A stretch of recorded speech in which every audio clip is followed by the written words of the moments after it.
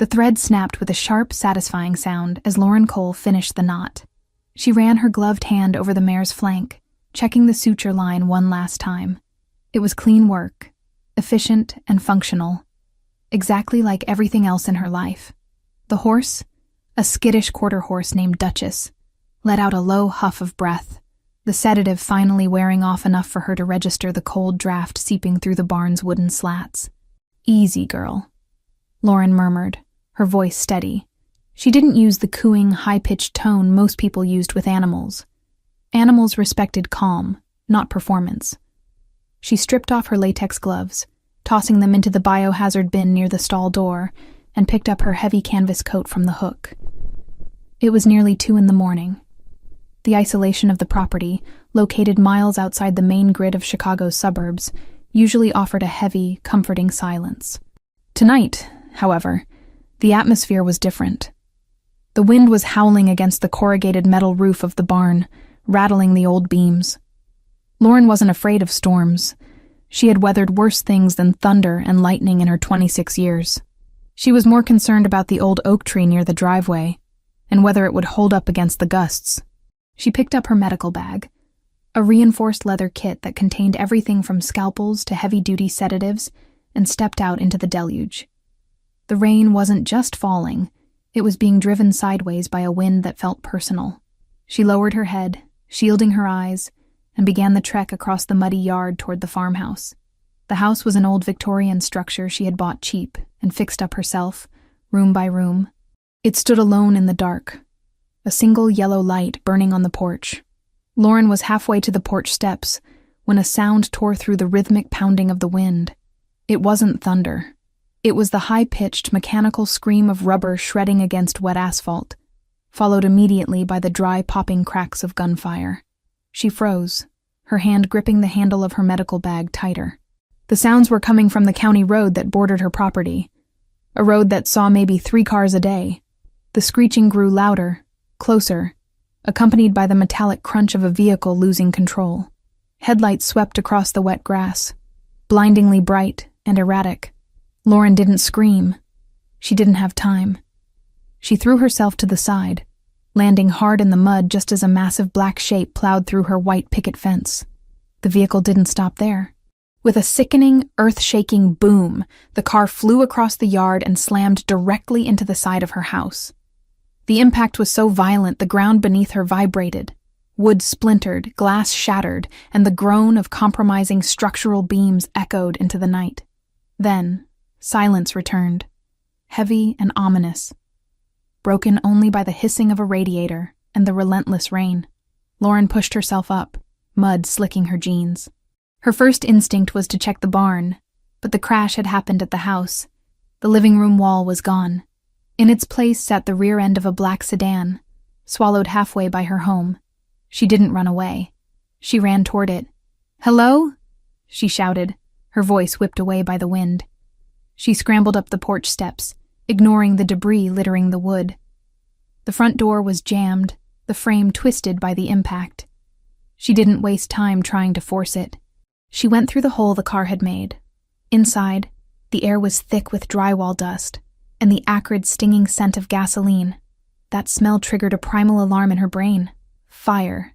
If that tank sparked, the whole house would go up. She climbed over a pile of bricks that used to be her fireplace. The car, a heavy armored model that looked like a tank disguised as a luxury sedan, was wedged tight. The driver's side door was pinned against a fallen beam. Lauren dropped her bag and scrambled onto the hood of the car, looking through the shattered windshield. The driver was slumped over the wheel. He was unmoving. "Can you hear me?" Lauren yelled, using the flashlight from her phone to sweep the interior.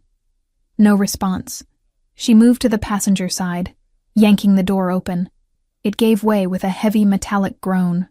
The interior lights flickered on, illuminating the wreckage. The airbags had deployed but were starting to deflate, revealing the man inside. He was big. That was her first thought. Even slumped over, his shoulders were broad, filling the seat. He was wearing a black suit, the jacket torn at the shoulder, the white shirt beneath soaked in crimson. It wasn't just from the crash. She saw the hole in the upholstery of the seat, then the dark spreading stain on his abdomen. He had been shot. Lauren's mind shifted gears instantly. The veterinarian vanished. The emergency responder took over. Anatomy was anatomy, and bleeding was bleeding. She reached across the console, her fingers searching for a pulse at his neck. His skin was hot, damp with sweat, but the pulse was there. Thready. Fast. But there. "We need to get you out," she muttered to herself. The smell of gasoline was getting stronger. A hiss from the engine block warned her that time was running out. She unbuckled his seatbelt. He slumped further, a dead weight. Lauren gritted her teeth. She braced her legs against the door frame, grabbed him by the lapels of his jacket, and pulled. He didn't budge. He was solid muscle and dead weight. "Come on," she hissed, adrenaline flooding her system. She adjusted her grip, wrapping her arms under his armpits. "Work with me." With a heave that strained every muscle in her back, she managed to drag him across the center console. His head lolled back, revealing a sharp jawline and blood trickling from a cut on his temple. She didn't stop to admire his bone structure. She pulled him out of the passenger door, his legs dragging over the gear shift, and let him drop onto the floor of her ruined living room. It wasn't far enough. The fumes were dizzying. She grabbed his ankles this time, dragging him across the hardwood floor, over the debris, toward the kitchen which was structurally intact. It was grueling work. Her boots slipped on the dust-covered floor, but she didn't stop until they were past the threshold of the kitchen. Just as she dropped his legs, a loud whoosh sounded behind them. She looked back to see flames licking up the side of the car, catching on the curtains she had sewn herself. The fire was small for now, but it would grow. She turned her attention back to the man. He was lying on his back, breathing in shallow, ragged gasps. Lauren knelt beside him, ripping her own coat off to clear her arms. She grabbed her medical bag, which she had instinctively dragged along with her, and snapped it open. She needed to assess the damage. She pulled a pair of trauma shears from the kit and cut through his expensive shirt, ripping the fabric open from the navel up to the sternum. The wound was ugly, a bullet entry wound on the lower left abdomen. No exit wound that she could see without rolling him over, which meant the bullet was still inside, likely nicking something vital. The blood was dark and flowing steadily, pooling on her clean kitchen tiles. "Okay," she breathed, her hands moving with practiced speed. "Pressure first." She grabbed a thick pad of sterile gauze from her bag and pressed it directly into the wound. The man groaned, a low guttural sound of pain, but his eyes remained closed. Lauren put her entire body weight behind the pressure, leaning over him, her hair falling out of its messy bun to curtain her face. "Stay with me," she ordered, though she knew he couldn't hear her. She reached for a hemostat with her free hand, preparing to clamp any visible bleeders if she had to. This wasn't a sterile operating room, and he wasn't a horse, but the principles of stopping a leak were universal. She checked his face again. He was pale, the kind of gray-white that signaled shock. His features were striking, even in this state. Sharp nose, high cheekbones, dark eyebrows drawn together in unconscious pain. He didn't look like the farmers or local mechanics she dealt with. He looked like the kind of trouble that came with a warning label. Thunder cracked directly overhead, shaking the house again. Or maybe it was the car settling into the foundation. The lights in the kitchen flickered and died, plunging them into semi-darkness, illuminated only by the fire starting to grow in the living room and the flashlight beam from her phone on the counter. Lauren didn't flinch. She kept her hands buried in the wound, feeling the warmth of his blood seeping through the gauze, coating her fingers. She checked her watch. Minutes matter. If the ambulance didn't come soon, but she hadn't called an ambulance. She realized with a jolt that in the chaos, she hadn't touched her phone except to use the light. She shifted her weight, reaching for the phone with one bloody hand while keeping pressure with the other. Suddenly, a hand clamped around her wrist. The grip was iron hard, shocking in its intensity. Lauren gasped, dropping the phone. It clattered to the tile, the light spinning wildly before settling on the man's face. His eyes were open. They were dark, almost black in the shadows, burning with a terrifying lucidity. There was no confusion in them, no haze of concussion. He looked at her with the focus of a predator that had just woken up in a trap. Lauren froze. She was used to animals waking up from sedation. They were often confused, scared, thrashing. This man wasn't thrashing. He was completely still, except for the crushing grip on her wrist. "You're hurt," she said, her voice shaking slightly for the first time. "I'm a doctor. Sort of. I'm trying to stop the bleeding." He didn't let go. His gaze traveled from her face, down to her bloody hands pressing into his stomach, and then to the burning wreck in the other room. He assessed the situation in a heartbeat. He tried to sit up, but the pain slammed him back down. A hiss of breath escaped his teeth. His hand tightened on her wrist to the point of pain, anchoring him to consciousness. "Don't," she commanded, reverting to her professional tone. "You have a bullet in your gut. If you move, you'll tear the clot I'm trying to form." He looked back at her. His eyes locked onto hers, analyzing, calculating. He saw the blood on her clothes, the determination in her jaw, the blue of her eyes wide with shock but void of panic. "Phone," he rasped. His voice was like gravel, deep and ruined. "I was just about to call 911, Lauren said, trying to pull her wrist free to reach the device. "No," he growled. The word was a command, not a request. He pulled her down closer to him, ignoring the fresh wave of blood that seeped from his wound at the exertion. His face was inches from hers now. She could smell the metallic tang of blood, the smoke, and beneath it all, an expensive, woodsy cologne. "You can't call them," he whispered, his breath hitting her cheek. "You're dying," she argued, trying to keep the pressure on his wound despite his interference. "You need a hospital, no police," he said, his eyes narrowing. It wasn't an accident. Lauren paused. The gunshots, the way he was dressed, the armor on the car. The pieces clicked into place rapidly, forming a picture she didn't want to see. "Who are you?" she whispered. He didn't answer the question. Instead, he looked past her, toward the shattered wall where the wind and rain were blowing in, feeding the fire. He seemed to be listening for something over the storm. "They're coming," he said, his voice straining. "To finish it." Lauren's heart hammered against her ribs. "Who?" He looked back at her, and the intensity of his gaze pinned her to the spot. "The men who did this." He coughed, a wet, hacking sound that brought a fleck of blood to his lips. His grip on her wrist didn't loosen. If anything, it got tighter, possessive and desperate. "Listen to me," he said, forcing the words out through the pain. "You dragged me out. You touched me. I saved your life," she snapped, fear making her defensive. "You involved yourself," he corrected darkly. His thumb pressed into the pulse point of her wrist, feeling the rapid beat of her heart. "Use your head. If they find me here. If they find you here." He trailed off as the sound of another engine cut through the storm outside. It was distant, but getting closer. A heavy engine, moving slow, searching. The man's eyes widened slightly. He knew that sound. "Is there a back way?" he demanded. "What? Is there a back way?" He enunciated every word, fighting the darkness encroaching on his vision. "The kitchen door leads to the porch," Lauren stammered. "But my truck is—" "Get me up," he ordered. "You can't walk," she refused. "You've lost too much blood. If I stay here, I'm dead," he said. "And if you're standing here when they walk through that door, you're dead too." The bluntness of the statement hit her harder than the wind outside. She looked at the door, then back at him. He wasn't lying. She could see it in the grim set of his jaw. This wasn't a drama.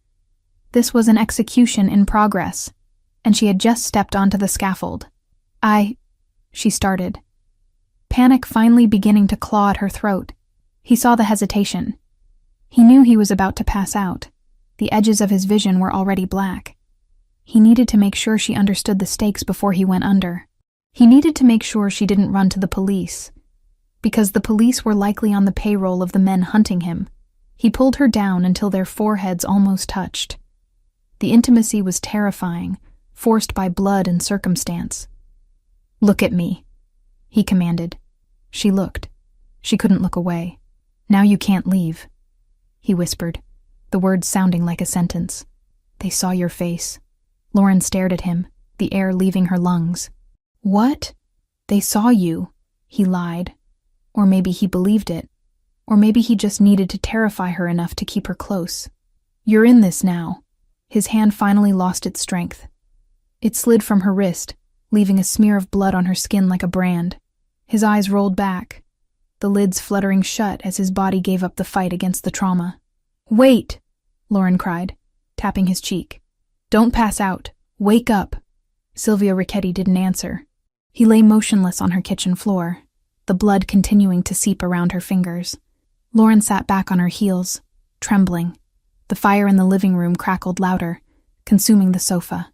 Outside, the sound of the approaching engine grew distinct. A heavy vehicle, crunching over the gravel of her driveway, slowing down as it spotted the wreckage. She was alone. Her house was burning. A dying man was on her floor, and killers were in her driveway. "They saw your face," the words echoed in her mind. She looked down at the man. He was her only link to understanding what was happening. And he was unconscious. She looked at the back door. She could run. She could run into the cornfields and hide. But if she ran, he would die. And if they really had seen her, they would hunt her down eventually. Lauren Cole swallowed the scream building in her throat. She looked at her medical bag, then at the man's prone form. She grabbed the handle of the bag. "Damn it," she whispered. She grabbed his ankles again. She didn't check the driveway. She didn't check the fire. She just pulled. She pulled him deeper into the house, toward the pantry, toward the shadows, as the headlights of the second car swept across the kitchen window, illuminating the blood she had left behind. She wasn't a veterinarian anymore. She was an accomplice, and the night had only just begun. The pantry was a claustrophobic box of shadows, smelling of dried herbs, flour, and the overwhelming metallic stench of fresh blood. Lauren had managed to drag the heavy man behind a stack of shelving units, just seconds before the headlights of the second vehicle swept across the kitchen windows, painting the walls in brief, blinding strokes of white light. The heavy rumble of the engine outside idled, a mechanical growl that vibrated through the floorboards, distinct from the crackling fire consuming the living room. Lauren was crouched on the linoleum, her hands slick with red. Her heart was beating a frantic rhythm against her ribs, a sensation she usually associated with trapped animals, not herself. Beside her, Silvio Ricchetti shifted.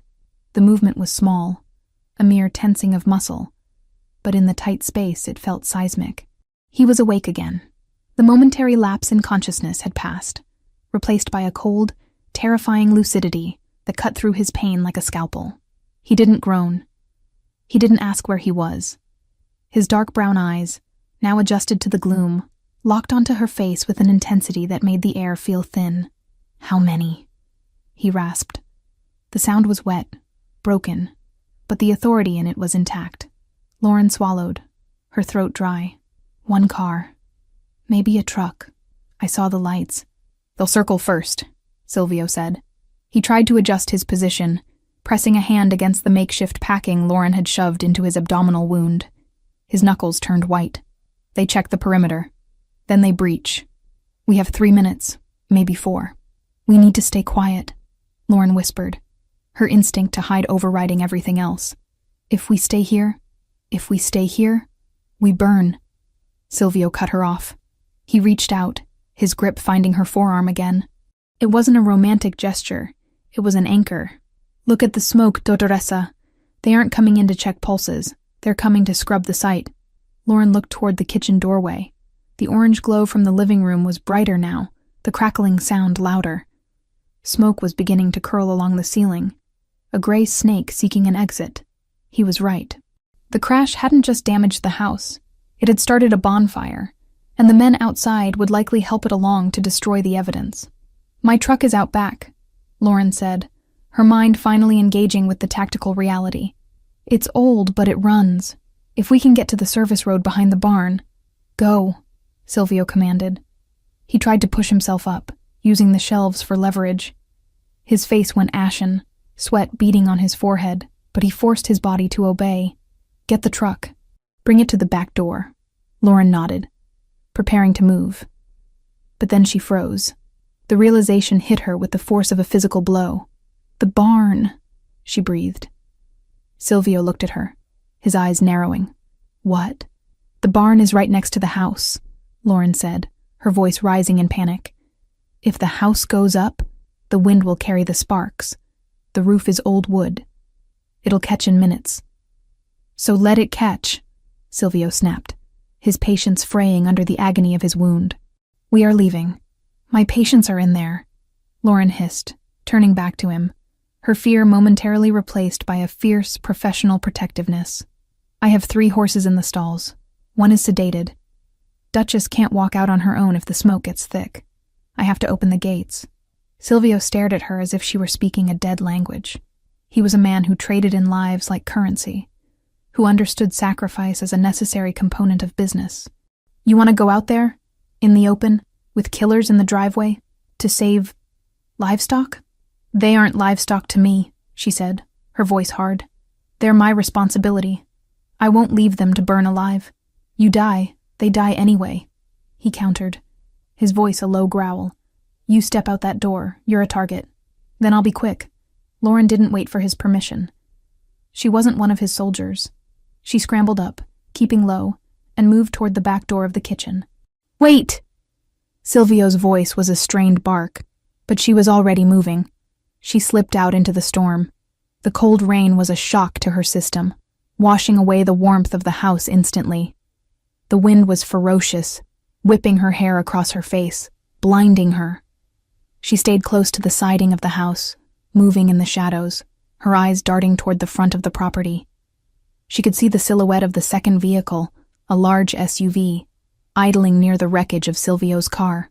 2 men were out, flashlights cutting through the rain, examining the crushed sedan. They were distracted, shouting to each other over the wind. Lauren sprinted. She crossed the muddy gap between the house and the barn, her boots slipping on the wet earth. She reached the heavy sliding door of the barn and heaved it open just enough to squeeze through. Inside, the smell of hay and warm animal bodies was a stark contrast to the chaos outside. The horses were already panicking. They could smell the smoke. Hooves kicked against wooden stalls, a rhythmic, terrified drumming. I know, Lauren whispered, rushing to the first stall. She didn't waste time with halters. She threw the bolt and swung the door wide. Go, get out. She slapped the flank of the gelding, a big roan, and he bolted into the center aisle. She moved to the next. Duchess, the mare she had stitched up earlier. She was groggy, stumbling as the noise frightened her. Lauren grabbed her mane, pulling her forward, guiding her out of the stall. Come on, Mama, she urged. Move. She got Duchess into the aisle and ran to the back of the barn, throwing open the large rear doors that led to the open pasture. The wind howled in, but it was the path to safety.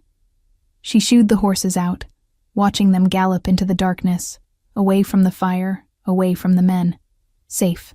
She turned to leave, but a beam of light cut through the cracks in the barn wall. The men were moving. They were coming toward the house. Lauren dropped to a crouch. She had to get back to Silvio. She had to get the truck. But the path back to the house was now exposed. Back in the kitchen, Silvio Ricchetti had managed to drag himself into a sitting position against the cabinets. The pain was a living thing, tearing at his side with every breath, but he pushed it down into a dark corner of his mind. He checked his jacket. His primary weapon was gone, lost in the crash. He reached down to his ankle holster. Empty. He cursed silently in Italian.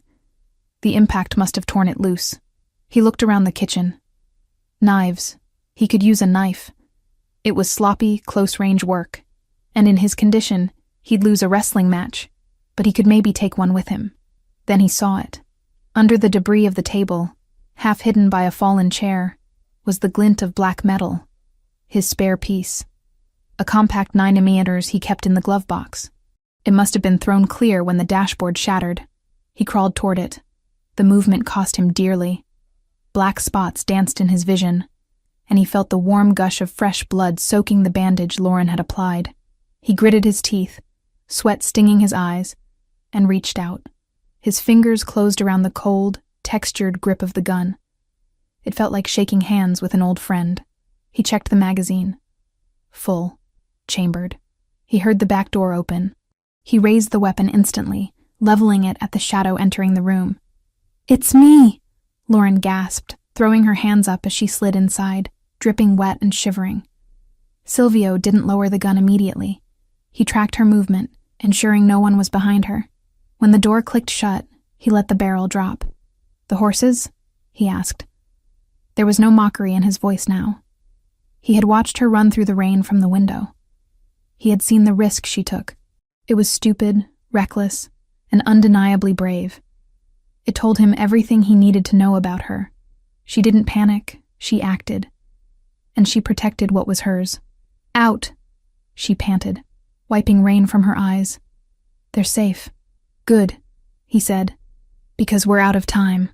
A heavy thud echoed from the front of the house, the sound of a boot kicking in the front door. "Check the rooms," a deep voice shouted from the living room.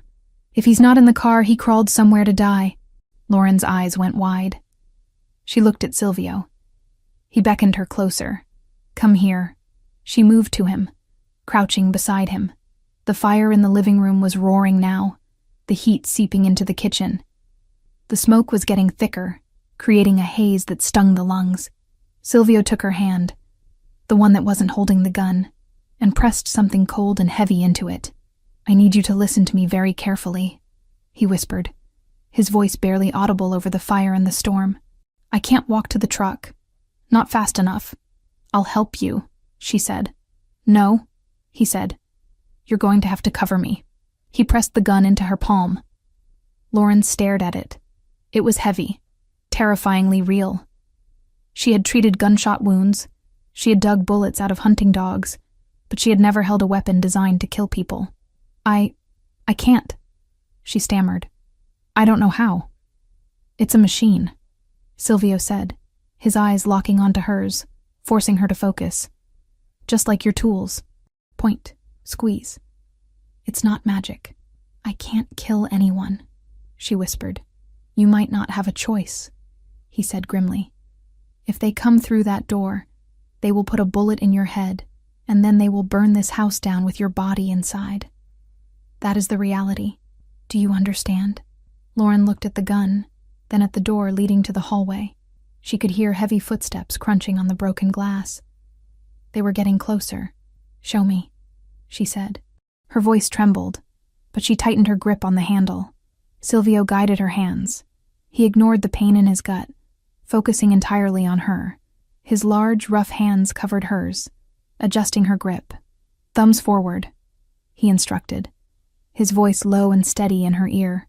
"Don't cross them behind the slide or it'll take your skin off. Finger off the trigger until you are ready to destroy what is in front of you." He moved her finger to the frame of the gun. "There is no safety on this model," he said. "The safety is your brain. Do not point it at anything you want to keep breathing." The footsteps stopped just outside the kitchen. A shadow fell across the slice of light on the floor. "Marco?" a voice called out. "Kitchen is clear? Checking it now." Another voice replied. Closer. Silvio looked at Lauren. He saw the terror in her blue eyes, but he also saw the steel spine that had made her run into a storm to save a horse. "We go out the back," he whispered. "I'll take the lead. If I fall, you don't stop. You get to the truck, you drive, and you don't look back." "I'm not leaving you," she said. It wasn't a romantic declaration. It was a statement of fact. She hadn't saved him from the crash just to let him die on her kitchen floor. Silvio felt a strange sensation in his chest that had nothing to do with the bullet wound. He nodded once. "Help me up." Lauren hooked her arm under his uninjured side. She gritted her teeth and heaved. Silvio groaned, a sound torn from the depths of his agony, as he forced his legs to take his weight. He leaned heavily on her, his breathing jagged. They stood there for a second, swaying in the smoky darkness. A man and a woman, covered in blood and rain, holding on to each other because there was nothing else left. "Ready?" he asked. Lauren gripped the gun in her right hand, her left arm supporting the weight of a Mafia Don. She looked at the back door.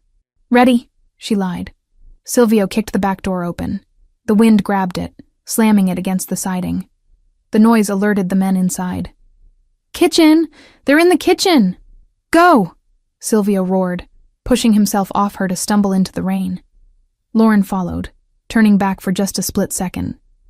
She saw a figure burst through the smoke into the kitchen. a silhouette raising a rifle. She didn't think. She didn't weigh the moral implications. She raised the gun the way Silvio had shown her, both hands shaking, and pulled the trigger. The recoil shocked her, traveling up her arms like an electric jolt. The gun barked, a flash of fire in the dark. The shot went wide, shattering a cabinet, but it forced the gunman to duck for cover. "Don't stop!" Silvio yelled from the yard. Lauren turned and ran.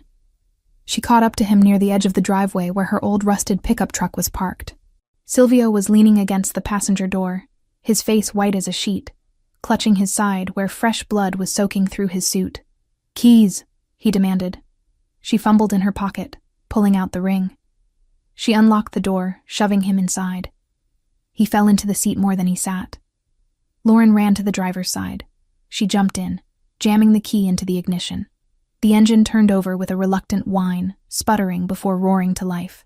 A bullet shattered the rear window, spraying them with safety glass. Lauren screamed, ducking her head. "Drive!" Silvio shouted, slumping low in the seat. She slammed her foot on the gas. The truck spun its tires in the mud, fishtailing wildly before finding traction. They shot forward, not toward the road where the enemy SUV was blocking the exit, but toward the fields. She smashed through the wooden fence she had built herself last summer. The truck bounced violently over the uneven ground of the pasture. Lauren fought the steering wheel, her knuckles white. Behind them, the house was fully engulfed now. Flames licked up the sides of the second story, turning her home into a pyre against the black sky. She saw the headlights of the SUV turning, trying to follow. But the heavy armored vehicle bogged down in the deep mud of the yard. They kept driving. Through the tall grass, through the storm, into the dark embrace of the woods that bordered her land. Lauren didn't look at Silvio. She kept her eyes on the tree line, tears finally mixing with the rain on her face. She drove until the glow of the fire was just a faint orange smudge in the rearview mirror. Only then did she glance at the passenger seat. Silvio was watching her. He was barely conscious, his head resting against the cool glass of the window, the gun resting loosely in his lap. He looked at her profile. The sharp nose, the determined jaw, the blood spattered on her cheek. "You missed," he murmured, his voice faint. "I hit the cabinet," she said, her voice shaking.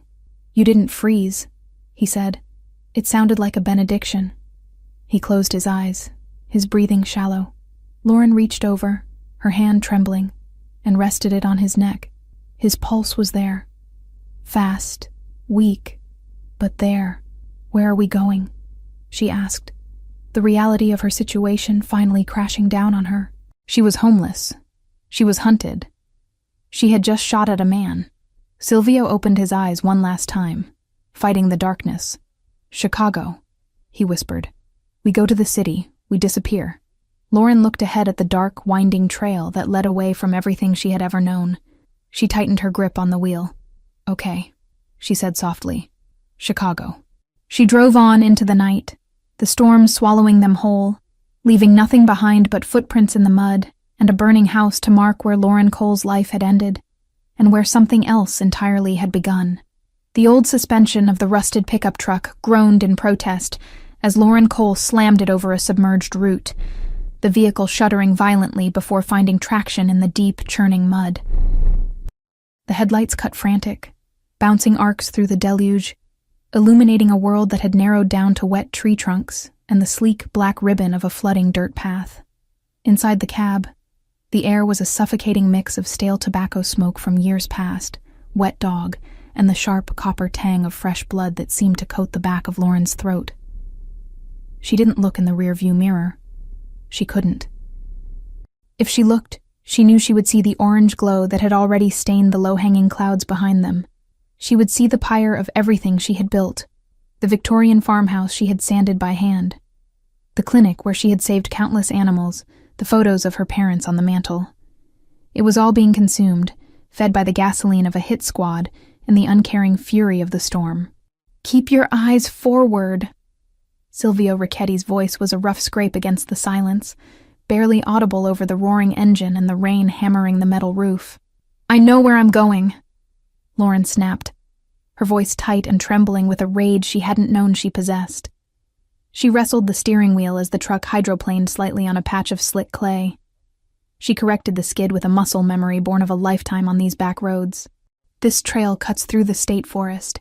It dumps out onto the old highway near the quarry. They won't follow us here. Their heavy SUVs will bottom out within a mile. Silvio didn't answer immediately. He was slumped against the passenger door, his left hand pressing a wad of napkins. Grabbed from the glove box in a moment of desperation. Against his side. The blood was soaking through them, dark and heavy. His face was a mask of concentration, his jaw clenched so hard a muscle feathered beneath his ear. He wasn't looking at the road. He was looking at her.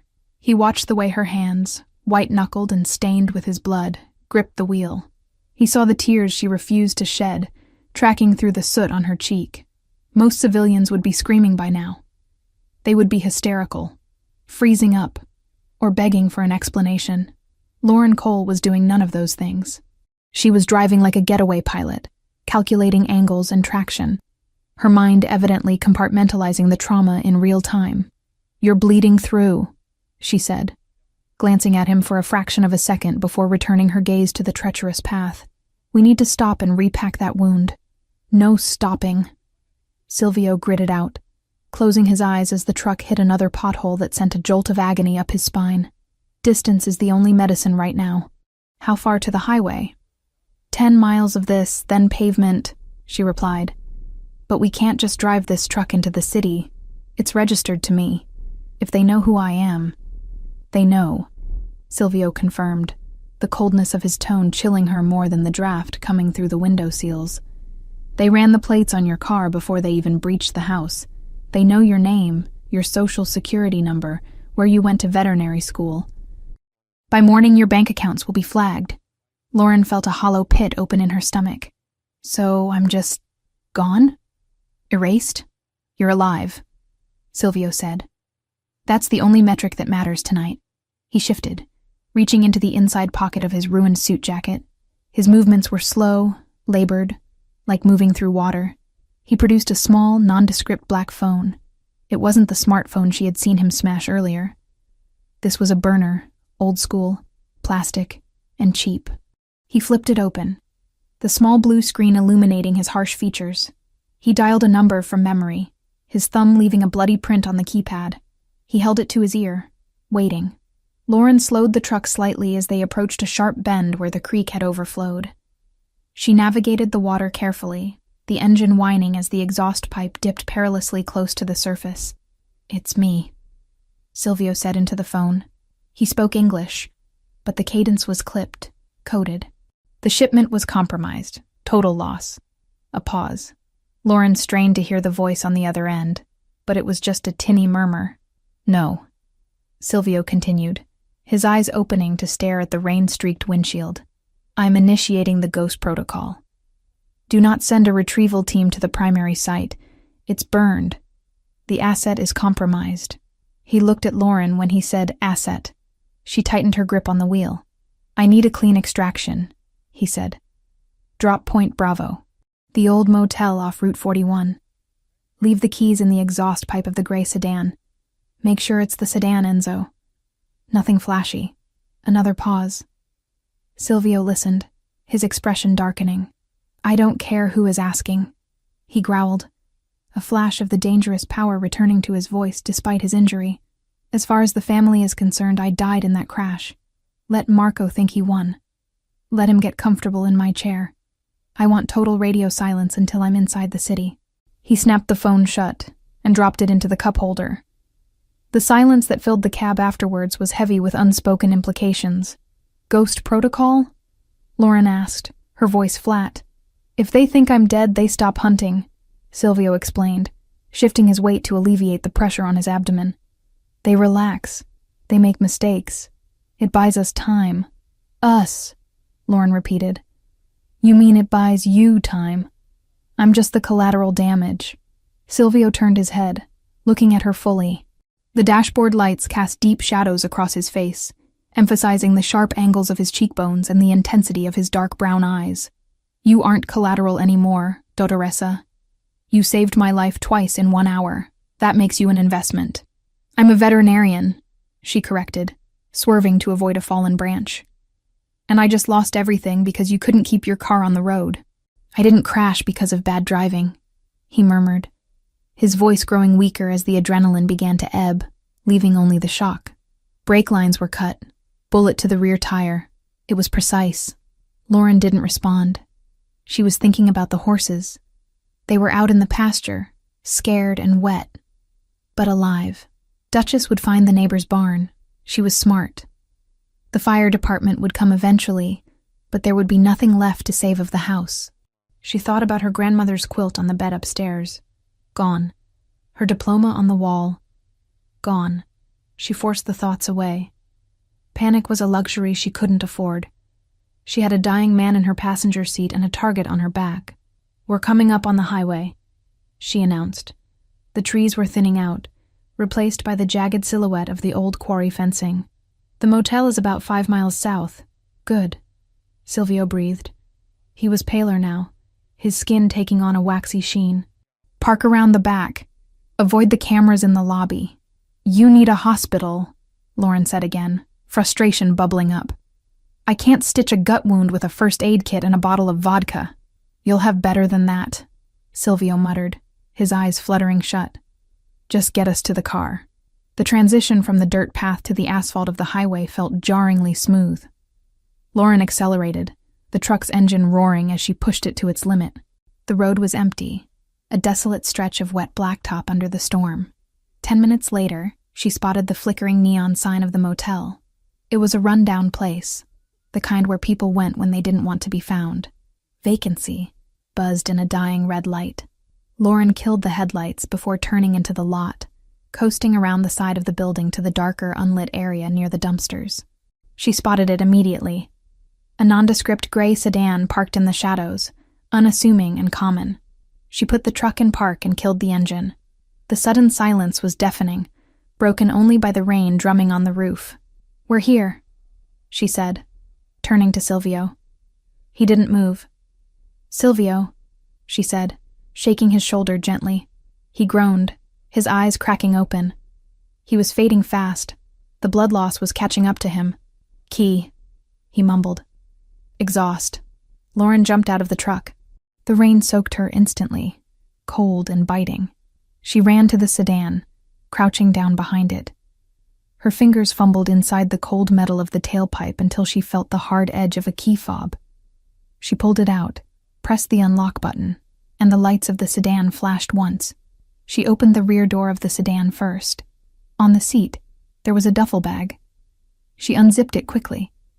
Inside, she saw stacks of cash, passports, and a high-end medical trauma kit. He had prepared for this. She ran back to the truck and yanked the passenger door open. Silvio all but fell into her arms.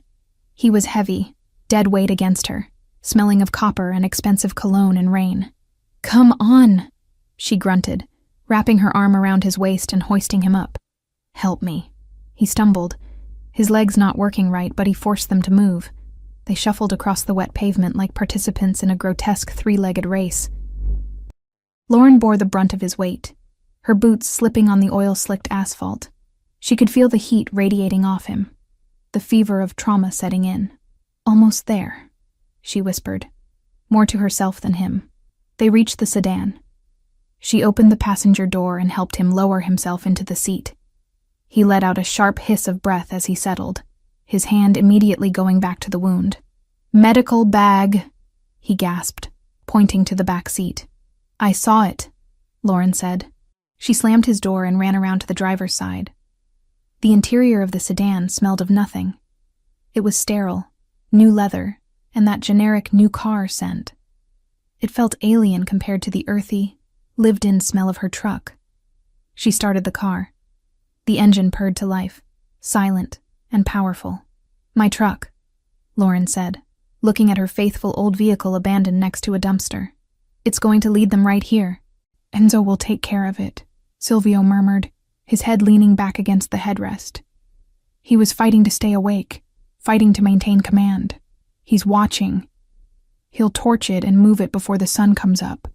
Lauren looked at the dark windows of the motel, wondering where this Enzo was watching from. The paranoia that Silvio lived with was contagious. She felt exposed, naked. "Drive," Silvio ordered, his voice barely a whisper. "Chicago. The secure garage on Wacker." "Do you know it?" "I know it," Lauren said. She put the car in gear. As they pulled out of the lot, leaving her truck and her past behind in the rain, Lauren looked at Silvio. He was watching her again. That intense predator's gaze dimmed by pain, but not extinguished. "You're doing well," he said softly. "I'm terrified," she admitted, her hands gripping the leather steering wheel. "Good," Silvio replied. "Fear keeps you sharp. Comfort gets you killed." He reached into the duffel bag she had tossed onto the center console and pulled out a fresh compression bandage. With shaking hands, he tried to open the packaging. "Let me," Lauren said, reaching over without taking her eyes off the road completely. She ripped the package open with one hand and handed it to him. "You have good hands," he noted, pressing the pad to his side. "Steady. I'm used to patients who try to kick me," she said dryly. A ghost of a smile touched Silvio's lips. Not a nice smile, but a grim acknowledgement of her grit. "I'll try not to kick." "You wouldn't have the energy," she retorted. The banter was a shield, a way to keep the reality at bay. The reality that she was driving a mafia boss into the heart of a city he claimed to rule, while her life burned to ash in the rearview mirror. "Why me?" she asked, the question slipping out before she could stop it. "Why did you crash at my house? Of all the miles of road." "Fate," Silvio muttered, his eyes closing again. "Or bad luck, depending on how this ends." "It ends with you paying me back for my house," Lauren said firmly. "If I live," Silvio whispered, his voice fading into the hum of the engine. "I'll give you the world, Lauren Cole. But first, you have to get me through the night." Lauren looked at him. He was out again. Unconscious or just conserving energy, she couldn't tell. She looked at the road ahead, the rain clearing slightly as they approached the highway lights. The city was aglow on the horizon, a sprawling beast of concrete and light. She was alone with him. There were no police coming, no fire trucks, no cavalry, just her, a stolen life, and the most dangerous man in Illinois bleeding out on her leather seats. Lauren Cole squared her shoulders. She drove. The veterinarian was gone. The survivor was behind the wheel. And she wasn't going to let him die. Not tonight. 3 weeks had passed since the night the sky had opened up and swallowed Lauren Cole's life whole. 3 weeks of silence. 3 weeks of existing in a vacuum where time was measured not by the sun or the needs of her animals, but by the healing rate of a bullet wound and the encrypted hum of server fans. The safe house was a fortress of glass and steel, perched atop one of Chicago's nondescript residential towers on Wacker Drive. It was nothing like the farmhouse. There was no smell of damp earth, no creaking wood, no comforting warmth of a living thing breathing in the next room. This place smelled of ozone, filtered air, and the harsh antiseptic cleanser Lauren used to scrub the granite countertops. It was luxurious, certainly. The furniture was Italian leather. The appliances were top-of-the-line German engineering, and the view of the river was worth millions, but it felt less like a home and more like a high-end cage. Lauren stood by the floor-to-ceiling window, looking down at the city lights blurring through the evening fog. She held a mug of coffee that had gone cold an hour ago. She wasn't drinking it. She was just holding it for the warmth against her palms. Her reflection in the glass looked different than the woman who had run out into a storm to save a horse. That woman had been frantic, reactive. This woman was still, watchful, wearing gray cashmere lounge pants and a fitted black tank top that Silvio had ordered for her, along with a wardrobe of essentials. She looked like a ghost haunting a skyscraper. "You're pacing again, even when you're standing still," a voice rumbled from the kitchen island behind her. Lauren turned slowly. Silvio Ricchetti was sitting on a bar stool, the glow of 3 different laptops illuminating his face in harsh blue light. He looked better.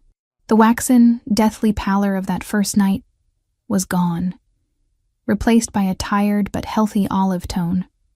He was shirtless, a testament to the heat he claimed the central air couldn't regulate, though Lauren suspected it was just easier to change his bandages without fabric in the way. The dressing on his left side was clean, a stark white square against his tan skin. The bruising that had covered his ribs like a map of violence had faded to a sickly yellow-green, almost gone. He was healing with a terrifying speed, his body knitting itself back together through sheer force of will. "I'm not pacing," Lauren said, walking over to the sink to dump her cold coffee. "I'm thinking." "Dangerous habit," Silvio murmured, his eyes not leaving the center screen where lines of code and bank transfers scrolled continuously. "Thinking leads to worrying. Worrying changes nothing." "Easy for you to say," Lauren countered, leaning her hip against the counter. "You have an empire to rebuild from the grave. I just have a burnt foundation and a fake name." Silvio stopped typing. His hands, large and scarred, hovered over the keyboard. He looked up at her, and the intensity in those dark brown eyes hadn't diminished in 3 weeks. If anything, it had distilled into something sharper. Living in close quarters with him was like living with a tiger that was temporarily confined to a small room. He was calm, but the potential for violence was always humming beneath the surface. "You have safety," he said, his voice low. "And you have me." "I have you," Lauren repeated, a dry laugh escaping her throat. "And you have a ghost network. We're a regular pair of phantoms." She walked around the island, her veterinarian instincts taking over as she approached him. "It's time to check the incision. Rotate." Silvio didn't argue. In the beginning, he had fought her on every medical intervention, hating the weakness, hating the dependency. Now, it was part of their routine. He swiveled the chair, lifting his left arm so she could access his side. Lauren peeled back the medical tape with practiced gentleness. The wound was closing beautifully. The angry red edges had settled into a pink scar line, jagged but sealed. There was no sign of infection. She pressed her fingers lightly around the area, checking for heat or swelling. "Pain?" she asked. "Manageable." He grunted. "Scale of 1 to 10, Silvio. Don't give me the tough guy act. I've treated stallions less stubborn than you." He smirked, a rare expression that softened the harsh planes of his face. 3, only when I twist. "It's healing well," she pronounced, applying a fresh layer of antibiotic ointment before securing a lighter dressing. "Another week and we can take the stitches out. You'll have a scar, but you kept the kidney." "I have 2, he said dismissively. "I can spare 1. Lauren finished the dressing and washed her hands.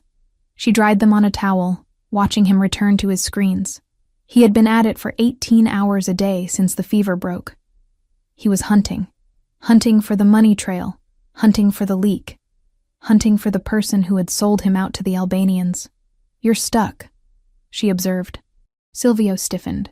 He slammed the laptop lid down a fraction of an inch, a gesture of frustration he rarely allowed himself. "I am not stuck. I am thorough. You've been staring at the same shipping manifest for 4 hours, Lauren pointed out.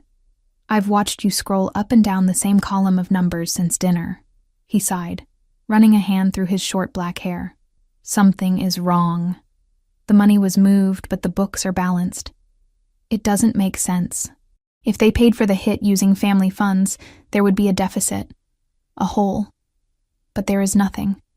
The accounts are perfect." "Maybe they didn't use family funds," Lauren suggested. "The Albanians don't work on credit, and they don't work cheap," Silvio growled. "The contract for a hit on a Don. That's 7 figures minimum, half up front. That kind of cash doesn't just appear out of thin air. It came from inside. It had to." He rubbed his eyes, the exhaustion finally showing. "I'm missing it. It's right in front of me, and I'm missing it." Lauren looked at the screen. It was a dense spreadsheet of imports, olive oil, textiles, marble, coming in from Italy and Greece. It was a language of commerce she didn't speak, but she understood systems. Biology was a system. A healthy body was a balanced ledger. Illness was a deficit or a chaotic surplus. "Move over," she said. Silvio looked at her, his eyebrow arching. "Excuse me?" "Move over," she repeated, nudging his shoulder. "Let me look. Lauren, this isn't a medical chart. These are laundering fronts for international shipping logistics. It's complicated. I decipher blood work panels for animals that can't tell me where it hurts," she said calmly. "And I ran a business for 5 years. Math is math, Silvio. Sometimes you need fresh eyes. You're looking for what you expect to see. I don't know enough to have expectations. He hesitated, then slowly slid the stool over, giving her space. It was a massive concession of territory. He was letting her into the inner sanctum of his operation. Lauren stood next to him, leaning over the keyboard. She could smell him. Soap, musk, and the faint medicinal scent of the ointment. She focused on the screen. "Okay," she said, squinting at the rows. "Explain the baseline." "What is normal? Column A is the declared value of the shipment," Silvio explained, pointing a long finger at the screen. "Column B is the insurance valuation. Column C is the actual tax paid upon entry." Lauren scanned the numbers. They matched. It was boringly perfect. "And these dates?" she asked, pointing to the timestamps. "Arrival dates at the port of Newark." Lauren scrolled down. Hundreds of entries. Thousands of tons of cargo. It was dizzying. But as she scrolled, her brain started to pick up a rhythm. It was like listening to a heartbeat. Lub-dub, lub-dub, lub-dub. And then a skip. "Stop," she said. "What?" "Scroll back up. 2 months ago.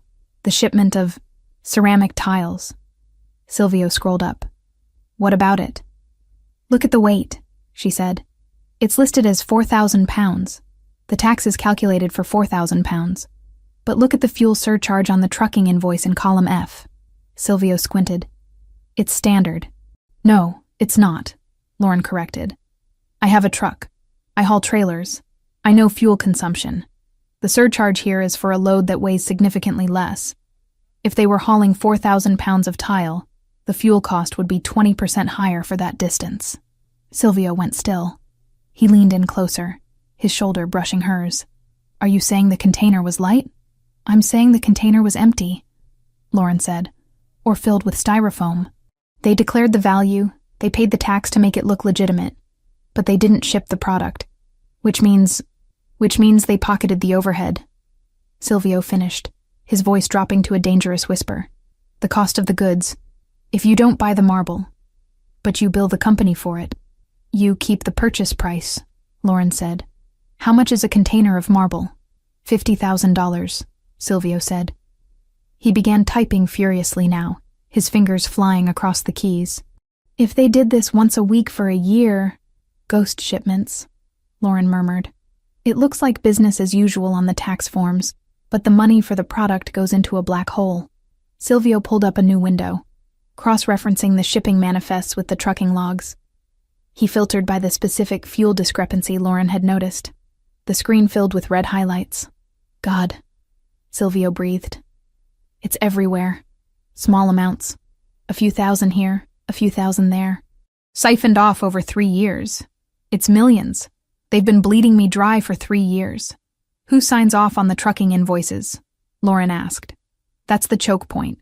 Someone has to approve the lower fuel bill while the main ledger shows the full weight." Silvio didn't answer immediately. He stared at the screen, his face hardening into a mask of stone. He clicked on the digital signature at the bottom of the invoice.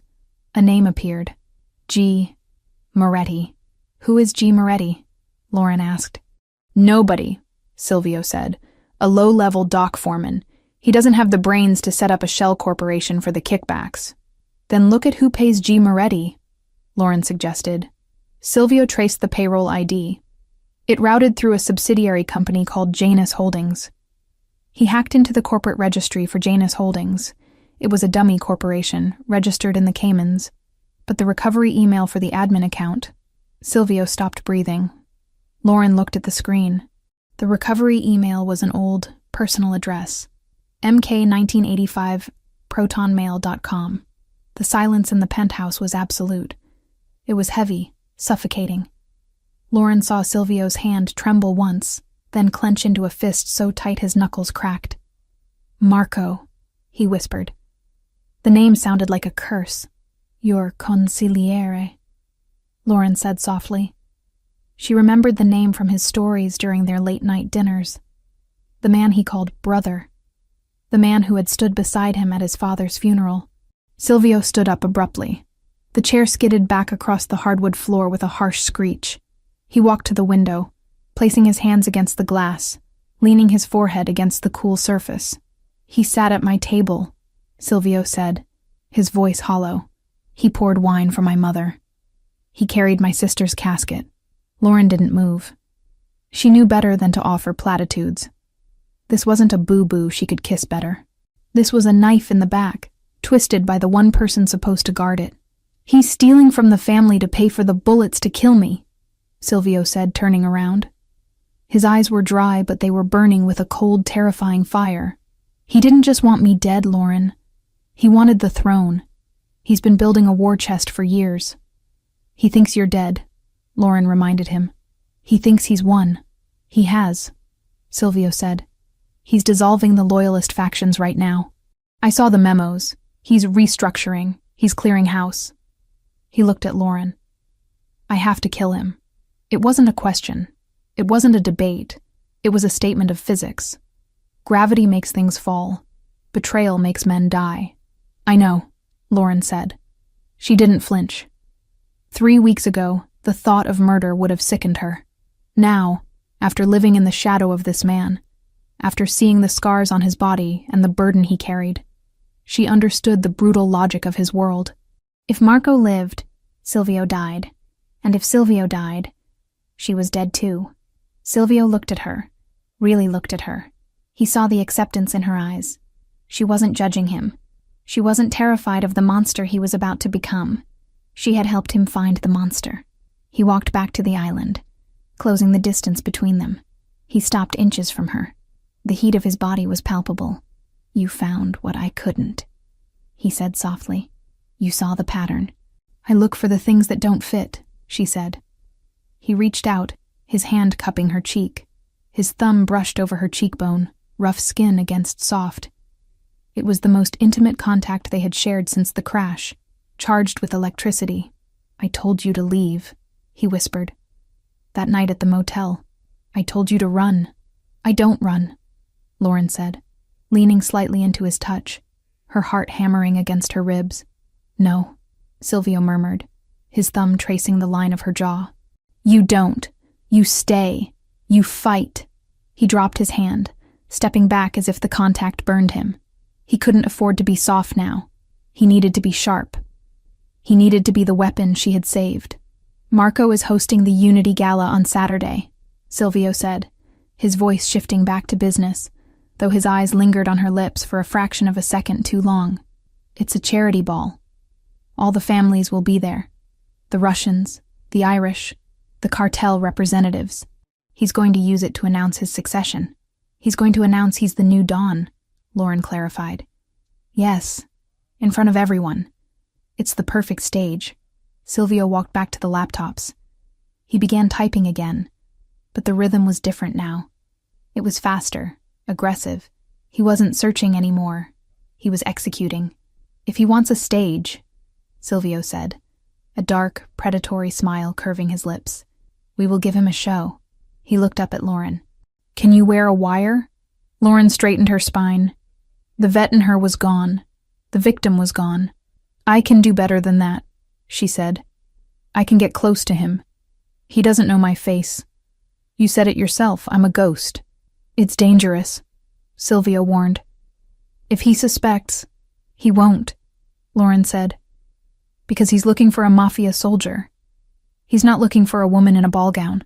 Silvio stared at her for a long moment. He saw the steel in her. He realized then that he hadn't just saved her from the fire.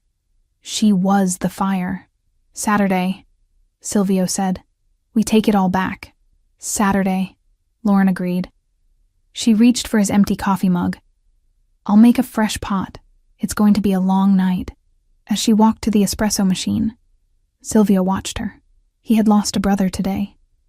But as he watched Lauren move through his kitchen with the confidence of a queen in exile, he knew he had gained something far more dangerous. He turned back to the screen, the reflection of the city lights dancing in his eyes, and began to write the script for his resurrection. Saturday morning in the penthouse on Wacker Drive did not bring sunlight or relaxation. It brought the heavy, suffocating tension of a battlefield in the moments before the first cannon fire. The floor-to-ceiling windows were obscured by heavy blackout curtains, turning the sprawling living space into a dimly lit command center. Maps of the Drake Hotel, blueprints of the ballroom, and lists of security rotations plastered the glass walls of Silvio's office, taped up with reckless precision. Silvio stood before the display, a stark contrast to the wounded man Lauren had dragged from the wreck 3 weeks ago. He was dressed in dark trousers and a fitted charcoal sweater that emphasized the breadth of his shoulders. He moved with a predator's grace, the stiffness in his left side barely noticeable now, betrayed only by the way he occasionally shifted his weight to his right leg when standing still for too long. Lauren watched him from the doorway. She held a tablet in her hand, reviewing the guest list for the Unity Gala for the 100th time. "Marco has doubled the security at the service entrances," Silvio said, his voice rough with lack of sleep. He traced a line on the blueprint with a marker. "He's expecting a hit squad. He's expecting me to send a team of shooters through the kitchen or the loading dock. He's pulled men from the perimeter to fortify the back of the house, which leaves the front door exposed," Lauren noted, stepping into the room. "The front door is a choke point," Silvio countered without turning. "Metal detectors, facial recognition, and a phalanx of his personal guard. You can't walk a gun through the front door." "We aren't walking guns in," Lauren reminded him. "We're walking us in. The weapons are already inside, thanks to Enzo." Silvio finally turned to look at her. His expression was grim. "The plan has too many variables, Lauren.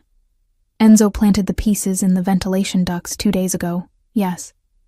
But retrieving them requires time we might not have, and it requires you to be on the floor. We've been over this," she said, her voice steady. "I'm the only one who can do it."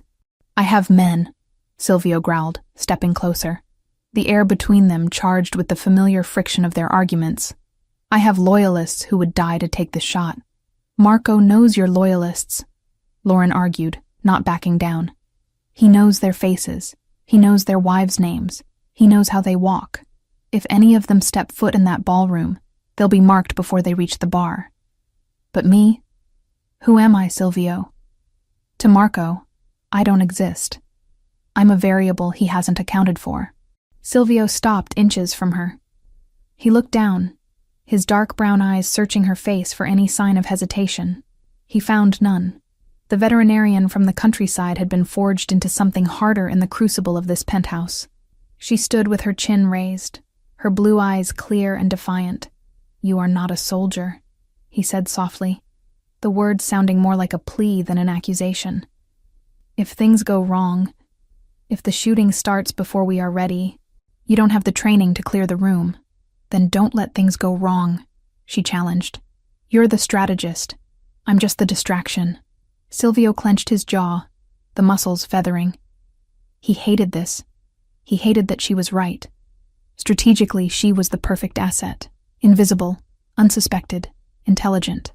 Emotionally, the idea of placing her within arm's reach of Marco, the man who had killed his brother in spirit and tried to kill him in flesh, made his blood run cold. But they were out of options. The gala was tonight. If they missed this window, Marco would solidify his power, and Silvio would be hunted until his luck ran out.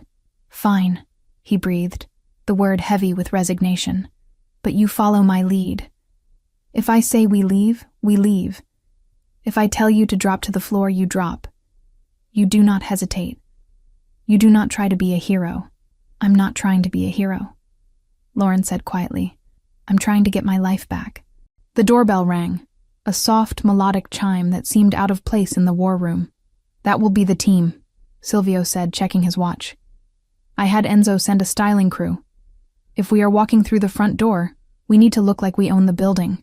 Lauren felt a flutter of nervousness in her stomach. "A styling crew? For a tactical insertion?" "Camouflage, Lauren," Silvio corrected. "In the jungle, you wear green. In high society, you wear silk and diamonds. If you look like a threat, they stop you. If you look like a trophy, they open the door for you." The team consisted of 3 people who bustled in with rolling racks of garment bags, cases of makeup, and an air of professional detachment that suggested they were used to clients who required discretion. They didn't ask why the windows were blacked out or why there were blueprints on the walls. They simply set up shop in the master bedroom, turning it into a chaotic salon. Silvio retreated to the guest room to prepare, leaving Lauren to the mercy of the stylists. "Mr. Ricchetti gave us specific instructions," the lead stylist, a severe woman with silver hair named Elena, said as she unzipped a garment bag. Elegant, commanding, but distracting. He wants eyes on you, not on him. I get it, Lauren muttered, sitting in the chair as another assistant began prepping her hair. I'm the shiny object. You are the armor, Elena corrected gently. She spun the rack around. He rejected the pastels. He said you aren't a debutante. He rejected the black. He said you aren't mourning anyone yet. She pulled a dress from the center of the rack. The fabric caught the light, shimmering with a depth that was mesmerizing. He chose this one. It was a deep, rich burgundy. Not bright red, not purple, but the color of expensive wine or oxygenated blood. It was made of heavy silk satin that looked like liquid. Lauren stood up and touched the fabric. It was cool and smooth. It's intense. It's power, Elena said. Try it on. The transformation took 2 hours. Lauren watched in the mirror as the country vet disappeared. Her sun-bleached hair was smoothed into glossy Hollywood waves that cascaded over one shoulder. Her makeup was applied with architectural precision, contouring that sharpened her cheekbones, a smoky eye that made the blue of her irises pop with startling intensity, and a lip color that matched the deep wine of the dress. But it was the dress itself that changed her. When she stepped into it, the silk molded to her body like a second skin. It had a high neck in the front, deceptively modest. But when she turned, the back plunged dangerously low, exposing her spine down to the curve of her waist. It was elegant, fatal, and undeniably bold. It didn't ask for attention. It demanded it. Lauren looked at herself in the full-length mirror. She didn't recognize the woman staring back. This woman looked capable of murder. This woman looked like she belonged at the right hand of a devil. Perfect. Elena whispered, stepping back. Wait here. I'll tell him you're ready. The stylist packed up with efficient speed and left the apartment, leaving a lingering scent of hairspray and expensive powder. The silence returned, but it felt different now. It was the silence of a held breath. Lauren walked out of the bedroom and into the expansive living area. The lights had been dimmed for the evening. Silvio was waiting for her by the window, his back to her. He was wearing a tuxedo. It was cut to perfection, accommodating the holster he undoubtedly wore beneath the jacket. He looked broad, imposing, and devastatingly handsome, in the way a thunderstorm is beautiful, dark, powerful, and dangerous to be near. Silvio, she said softly. He turned. For a moment he didn't breathe. He didn't speak. He just looked at her. His gaze traveled from the hem of the burgundy gown, up the fluid line of her body, lingering on the exposed skin of her arms, and finally resting on her face. It wasn't just desire in his eyes, though there was plenty of that, a raw, burning hunger that made Lauren's knees weak. It was reverence. It was the look of a man seeing a weapon he hadn't realized was loaded. He walked toward her, his movements slow, deliberate. He stopped a foot away, afraid to touch her, afraid to break the image. I thought I knew what you looked like, he murmured, his voice husky. I was wrong. Is it too much? Lauren asked, feeling suddenly exposed despite the high neckline. The color is a warning, Silvio said. It tells them exactly what you are. And what am I? Dangerous, he whispered. He reached into his pocket and pulled out a long velvet box. He didn't hand it to her. He opened it. Inside lay a necklace that made the breath catch in her throat. It was a string of rubies, dark and pigeon blood red, set in heavy platinum with diamonds scattered like stars between them. This belonged to my mother, Silvio said, his voice dropping an octave. She wore it only when my father had to meet with the 5 families. It was her way of showing them that the Ricchettis did not bow. Silvio, I can't, Lauren started, terrified by the weight of the history in his hands. This is priceless. It is protection. He interrupted gently. In our world, jewelry is a language. If you walk in there wearing this, the old guard will know. They will know you are under my direct protection. It tells them that to touch you is to declare war on me. He stepped behind her. Lauren lifted her hair, exposing the vulnerable nape of her neck. She felt the cold metal of the necklace settle against her skin, heavy and substantial. Then she felt his warm, rough fingers fumbling slightly with the clasp. His breath ghosted against her bare shoulder, sending a shiver racing down her spine. "There," he whispered, his hands lingering on her shoulders for a moment before dropping. Lauren turned to face him again. The rubies burned against her skin, matching the dress perfectly. "Do I look like a Richetti?" she asked, a challenge in her voice to mask her fear. Silvio looked at her, his eyes dark and unreadable. He reached out, taking her hand and raising it to his lips. He kissed her knuckles, not a gentlemanly peck, but a pressing, possessive kiss that lasted too long. "You look like a queen," he said against her skin. "And tonight, we take back the kingdom." He released her hand and stepped back, the mask of the dawn sliding back into place. The vulnerability was gone, replaced by icy resolve. "The car is waiting downstairs," he said, his voice clipped and professional. "Enzo is driving. We have earpieces in the car. Once we cross the threshold of the hotel, we are live. Remember the signal. If I touch my tie, you separate and head for the ladies' room near the service corridor. That's where the ventilation access is." "I remember," Lauren said. She took a deep breath, steeling herself. "Let's go." They walked to the private elevator in silence. The doors slid open, revealing the mirrored interior. As they descended, Lauren watched their reflection. The man in the tuxedo and the woman in the burgundy silk. They looked like the perfect couple. They looked like royalty. But as the numbers on the display ticked down, 30, 29, 28, Lauren knew the truth. They were two people walking into a lion's den with nothing but a plan and a prayer. "Silvio," she said, breaking the silence as they reached the lobby level. "Yes? If this goes wrong," she said, meeting his eyes in the mirror. "If we don't walk out, we walk out." He cut her off, turning to face her as the elevator slowed. He grabbed her face in his hands, forcing her to look at him. The intensity of his gaze burned through her. "We walk out, Lauren, because I am not letting you die in a dress like that. You are going to live to take it off." The elevator chimed. The doors opened.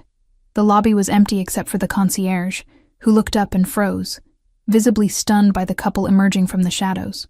Silvio offered her his arm. "Ready?" Lauren took it. She felt the hard muscle beneath the expensive wool of his jacket. She felt the gun pressing against his side. She felt the rubies heavy on her throat. "Ready," she lied. They stepped out into the cool night air where the black limousine waited. The city of Chicago sprawled out before them, a grid of lights and shadows. Somewhere in that grid, Marco was raising a glass, thinking he had won. He was wrong. Silvio held the door for her, and as Lauren slid into the darkness of the car, the silk of her burgundy dress rustling like whispered secrets, she left the last of her fear on the sidewalk. Tonight, she wasn't the victim. Tonight, she was the vengeance. The limousine glided to a halt in front of the Drake Hotel, the tires crunching softly against the pristine pavement of the drop-off zone. Outside the tinted windows, the world was a blur of frenetic energy. Flashbulbs erupted like miniature lightning storms, illuminating the red carpet where the elite of Chicago's underworld mingled with legitimate high society under the guise of the Unity Gala. It was a charity event on paper, raising money for inner-city hospitals, but in practice, it was a summit. A place where truces were measured in champagne flutes and betrayals were whispered behind manicured hands. Inside the car, the silence was absolute. Silvio Richetti sat in the shadows, his profile carved from granite, his dark brown eyes fixed on the entrance. He didn't look like a man who had spent the last 3 weeks bleeding out in a safe house. He looked immortal. The tuxedo fit him with military precision, the stark white of his shirt contrasting with the deep tan of his skin. He adjusted his cufflinks, heavy gold knots, and turned to Lauren. "Remember," he said, his voice low, vibrating through the small space between them. "Breathe. You are not Lauren Cole, the veterinarian. You are the woman who holds the leash of the most dangerous man in this city. Walk like it." Lauren nodded, her hands smoothing the silk of the burgundy dress over her thighs. The fabric felt cool to the touch, a liquid armor that she had donned to go to war. The ruby necklace at her throat felt heavy. a physical weight that reminded her of the stakes. "I'm ready," she lied, her heart hammering against her ribs like a trapped bird. "Enzo is at the north exit," Silvio murmured, tapping the small earpiece hidden in his right ear. "The weapons are in the ventilation shaft of the third-floor linen closet. But we won't need them if you play your part. Marco is a narcissist. He will want to gloat before he takes the crown. We use that." The driver opened the door. The noise of the city rushed in. Shouts of photographers, the murmur of the crowd, the distant wail of a siren. Silvio stepped out first. He buttoned his jacket, scanned the perimeter with a single, sweeping glance, and then turned to offer his hand to her. Lauren took it. As she stepped out into the flashing lights, she felt the shift in the atmosphere. It wasn't just attention. It was shock. A ripple went through the crowd nearest to the curb. Whispers ignited like dry tinder. "Richetti. He's alive. It's him." They walked up the red carpet, not rushing. Silvio moved with a predatory grace that forced people to part before him. He didn't acknowledge the cameras. He didn't acknowledge the stunned gasps of the lower-level mobsters who had spent the last week jockeying for position in his absence. He kept his hand firmly on the small of Lauren's back, a gesture that was possessive, protective, and unmistakably claiming. When they reached the heavy gold doors of the Gold Coast room, the security detail, men hired by Marco, froze. They recognized Silvio. Their hands twitched toward their earpieces, panic widening their eyes. "Good evening," Silvio said. His voice was calm, pleasant even, but it carried the threat of a loaded gun. "I believe I'm expected." The lead guard swallowed hard, his face draining of color. He stepped aside without a word. They entered the ballroom. If the sidewalk had been chaotic, the ballroom was a masterpiece of orchestrated opulence. Crystal chandeliers the size of small cars hung from the gilded ceiling, casting a warm, honeyed glow over hundreds of guests. A string quartet played something classical and soothing in the corner, fighting a losing battle against the hum of conversation. Then, Silvio stepped into the light. The reaction was instantaneous. It started near the doors and spread outward like a shockwave. Conversations died mid-sentence. Glasses were lowered. The music faltered as the cellist looked up and missed a beat. A silence descended on the room, thick and heavy, suffocating the laughter and the clinking of silverware. Silvio Richetti, the man whose obituary had been quietly drafted by half the people in this room, was walking across the marble floor, and on his arm was a vision in blood-red silk. Lauren felt the weight of 1,000 eyes. She felt the judgment, the curiosity, the jealousy. She kept her chin high, channeling every ounce of cold fury she had felt, watching her house burn. She focused on the rubies at her throat, imagining they were shielding her. "I am not a victim," she repeated to herself. "I am the storm. Keep walking," Silvio whispered, his lips barely moving. "Don't look at the floor. Look at them. Make them look away." They moved toward the center of the room. A waiter, trembling, offered a tray of champagne. Silvio took 2 flutes, handing one to Lauren. He took a sip, his eyes scanning the crowd, cataloging threats, reading loyalties. "There," he murmured. Lauren followed his gaze. At the far end of the room, on a raised dais where a podium stood waiting, was a group of men laughing. In the center of them was Marco. He looked triumphant. He was holding a scotch, gesturing expansively with a cigar in his other hand. He looked like a king holding court. He hadn't seen them yet. His back was turned, soaking in the adulation of the sycophants surrounding him. "He looks comfortable," Lauren noted, ice in her voice. "He thinks he's celebrating a coronation," Silvio said. "He's about to celebrate his funeral." A woman detached herself from a nearby group and intercepted them. She was older, draped in diamonds and wearing a severe navy gown. It was Mrs. Rossi, the wife of one of the 5 families' heads. She had eyes like a hawk and a smile that looked like it had been sharpened on a whetstone. "Silvio," she purred, though her eyes were wide with genuine shock. "We heard terrible rumors. An accident." "Rumors are often exaggerated, Elena," Silvio replied smoothly, leaning in to kiss her cheek. "As you can see, the reports of my demise were premature." Mrs. Rossi turned her gaze to Lauren. It was a dissecting look, analyzing the dress, the jewelry, the posture. "And who is this? I don't believe we've been introduced." "This is Lauren," Silvio said, not offering a surname, not offering an explanation. "She is with me." "A lovely dress, Mrs." Rossi said, her tone dripping with passive aggression. "Bold color. Usually we reserve red for looser occasions." Lauren smiled. It was the smile she used when a client tried to tell her how to do her job. "It's burgundy, actually, the color of oxygenated blood. It seemed appropriate, given that everyone here seems to be out for it tonight." Silvio stiffened slightly beside her, suppressing a smirk. Mrs. Rossi blinked, taken aback by the sharp retort. She laughed, a brittle sound. "Charming. Welcome back, Silvio." She retreated, and Silvio leaned closer to Lauren. "Oxygenated blood?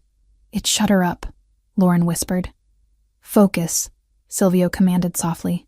"Marco is moving." On the dais, Marco had turned. He handed his glass to an aide and checked his watch. He was preparing to speak. He still hadn't seen Silvio, blocked by the crowd and the pillars. He stepped off the dais and headed toward the service corridor that led to the private prep rooms behind the stage. "That's the signal," Silvio said. He adjusted his tie. A subtle movement, barely a brush of his fingers against the silk knot. "Go." Lauren didn't hesitate. She didn't say goodbye. She simply turned and melted into the crowd, moving in the opposite direction of Silvio. Silvio stood alone in the center of the room. He let the crowd see him now. He let the whispers grow. He waited. Lauren navigated the sea of tuxedos and gowns.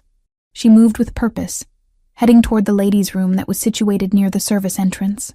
Her heart was pounding so hard she thought it might bruise her ribs. She reached the hallway, checking over her shoulder. The coast was clear. Instead of entering the restroom, she slipped past the door and into the narrow service corridor. It was cooler here, smelling of industrial cleaner and stale coffee. She pressed her back against the wall, listening. The earpiece in her ear crackled. "I'm in position." Silvio's voice came through, clear and calm. "He's in the green room, 2 guards outside. You need to get to the ventilation grate in the pantry next door. It shares a wall." "I'm moving," Lauren whispered. She found the pantry door. It was unlocked. She slipped inside. It was a small room stacked with crates of wine and linens. High on the wall, near the ceiling, was the vent. Lauren hiked up her silk dress, not caring about the cost. She climbed onto a crate of Pinot Noir, balancing precariously in her heels. She pulled the small directional microphone Enzo had given her from her clutch purse. It looked like a compact mirror. She pressed it against the vent. Voices drifted through, muffled at first, then clearer as she adjusted the frequency. "Nervous, Marco? You're sweating." A rough voice. "Unknown." "I'm not nervous." Marco's voice. Arrogant, impatient. "I'm ready." "Is the transfer complete?" "The Albanians want the second half," the rough voice said. "They said the job was messy. The house burned, but they didn't find the body." Lauren's breath hitched. She pressed the device harder against the metal grate. "The body is ash," Marco snapped. "The car exploded. The house burned to the foundation. There's nothing left of Silvio Ricchetti but dental records, and I made sure those vanished from the dentist's office last week. He's dead. The transfer goes through as soon as I leave that stage." "And the girl?" the voice asked. "The vet?" "Collateral," Marco dismissed. "If she was in the house, she's dust. If she wasn't, she's a nobody. Who cares? She's a loose end that tied itself. Now hand me the speech. It's time to accept the burden of leadership." Lauren's hand shook. She had it. The confession. The confirmation of the hit. The dismissal of her life as dust. "Did you get it?" she whispered into her comms. "Crystal clear," Silvio's voice replied. It was the voice of the Reaper. "Get out of there, Lauren. Go back to the floor. Stay near the exit." "I'm coming out," she said. She jumped down from the crate, smoothing her dress. She slipped out of the pantry and back into the service corridor. She walked briskly toward the ballroom, her heart racing. She re-entered the Gold Coast room just as the lights dimmed. A spotlight hit the stage. "Ladies and gentlemen," a voice announced over the PA system. Please welcome the acting head of the Ricchetti family, Mr. Marco Conti. Polite applause. It was thin, uncertain. The room knew something was wrong, but they didn't know what yet. Marco stepped into the spotlight. He looked impeccable, projecting a somber gravitas. He approached the microphone, adjusting it with both hands. He looked out at the darkened room, unable to see the faces clearly. "Friends," Marco began, his voice dripping with rehearsed sorrow. "We gather tonight under a shadow. As many of you know, we have suffered a tragic loss. My brother, my mentor, Silvio." He paused for effect, hanging his head. It was a masterful performance. Silvio was a man of vision, Marco continued, and though he was taken from us too soon, by a tragic accident on a rainy road, his vision must survive. It falls to me, with a heavy heart, to carry that torch. From the back of the room, near the sound booth, Silvio signaled the technician. A man Enzo had paid triple his annual salary to look the other way for 5 minutes. "Carrying a torch is difficult." Silvio's voice boomed over the speakers, cutting Marco off mid-breath. Marco froze. He looked around, confused. "What? Is this a tribute?" "No," Silvio's voice continued, but this time it wasn't live. It was the recording Lauren had just captured. The audio quality was grainy but unmistakable. "The body is ash. The car exploded. The house burned to the foundation. He's dead. The transfer goes through as soon as I leave that stage." The ballroom went deathly silent. The recording continued. "And the girl, the vet, collateral. She's a loose end that tied itself." Marco stood on stage, his face draining of blood until he looked like a wax figure. He gripped the podium, his knuckles white. He looked up at the sound booth, panic flaring in his eyes. Then the spotlight moved. It swung away from the stage and swept across the floor, searching. It stopped in the center of the room. Silvio Ricchetti stood there. He held a glass of champagne in one hand, the other tucked casually in his pocket. He looked up at the stage, his expression bored, almost disappointed. "You never could improvise, Marco," Silvio said. He didn't need a microphone. His voice carried through the stunned silence of the room. Marco stumbled back from the podium. It's a trick, a deep fake. He's dead." "I look very alive for a ghost," Silvio said, taking a slow step forward. The crowd parted. They scrambled to get out of the way, creating a wide, clear path between the true Don and the usurper. "Security!" Marco screamed, pointing a shaking finger at Silvio. "Remove him! He's an imposter!" The security guards, the men Marco had paid, looked at Silvio. They looked at the calm, lethal confidence radiating off him. They looked at Marco, sweating and screaming on stage. In the Mafia, you don't bet on the hysterical man. You bet on the quiet one. The lead guard crossed his arms and stepped back against the wall. He did nothing. "No one is coming, Marco," Silvio said, walking closer. His footsteps on the marble echoed like gunshots. "You paid them with my money, but they know whose money it really is." Marco pulled a gun. It was a small silver pistol he had hidden in his waistband. A desperate, foolish move. Screams erupted from the crowd. Guests dove under tables. Silvio didn't flinch. He didn't even draw his own weapon. He just stopped walking and looked at the gun with disdain. "Put it down," Silvio said, "before you embarrass yourself further." "I killed you!" Marco shrieked, the veneer of the sophisticated consigliere shattering to reveal the frightened thug underneath. "I burned you." "You tried," Silvio corrected, "but you forgot the first rule of this family. You check the body." Silvio snapped his fingers. From the shadows of the wings, 3 men emerged. They weren't security. They were Silvio's personal guard. Enzo and 2 others who had been waiting in the ventilation shafts. They were armed with suppressed submachine guns. Marco looked left, then right. He was surrounded. "You have 2 choices," Silvio said, his voice dropping to a conversational volume that was somehow more terrifying than a shout. "You can use that gun on yourself. Or you can come with Enzo." Marco looked at the gun in his hand. He looked at the crowd, witnessing his total humiliation. He looked at Silvio, who watched him with eyes devoid of mercy. Marco's hand shook. He couldn't do it. He dropped the gun. It clattered loudly on the stage floor. "Smart," Silvio said, "but cowardly. I expected nothing less."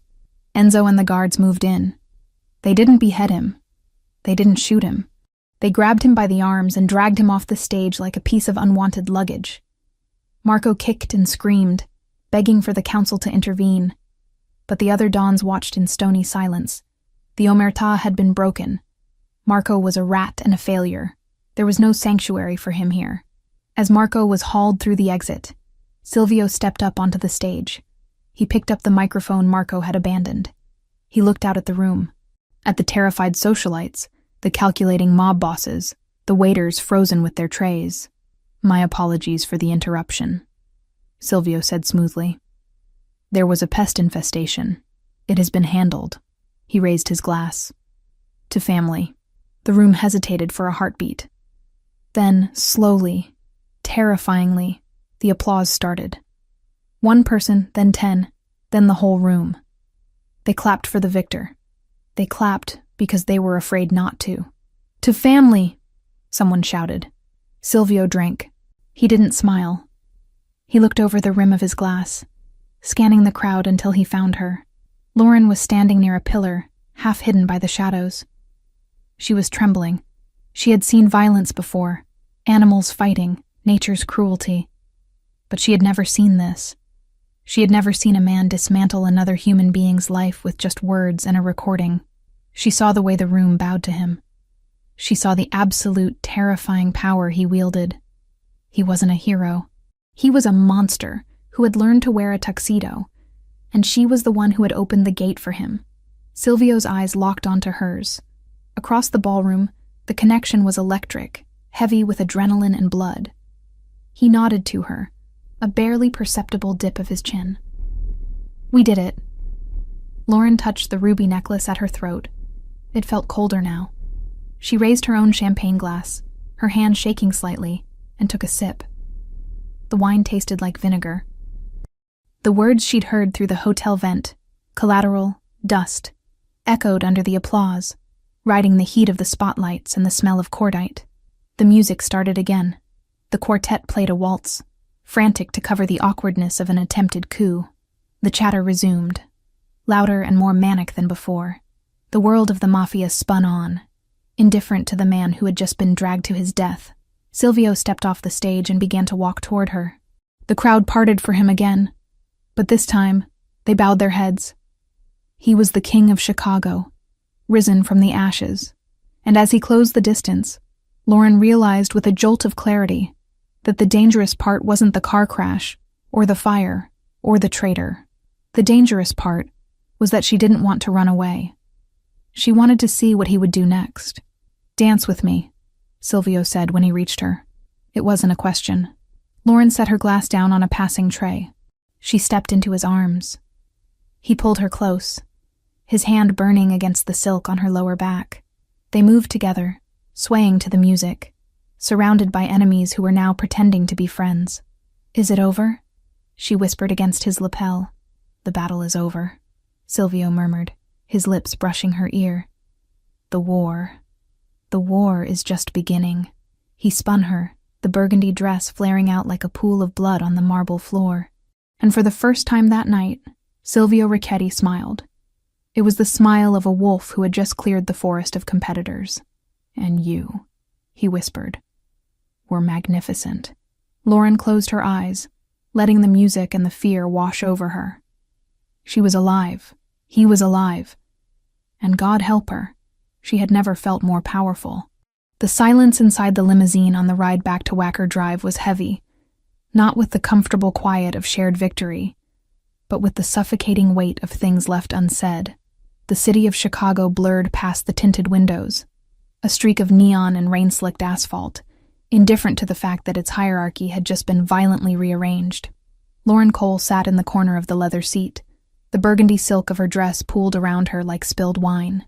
The adrenaline that had sustained her through the gala, through the confrontation with Marco, and through the terrifying waltz in the arms of a killer, was beginning to drain away. In its place was a bone-deep exhaustion, and a trembling in her hands she couldn't quite suppress. She looked at Silvio. He was staring out the window, his jaw set in a line of granite.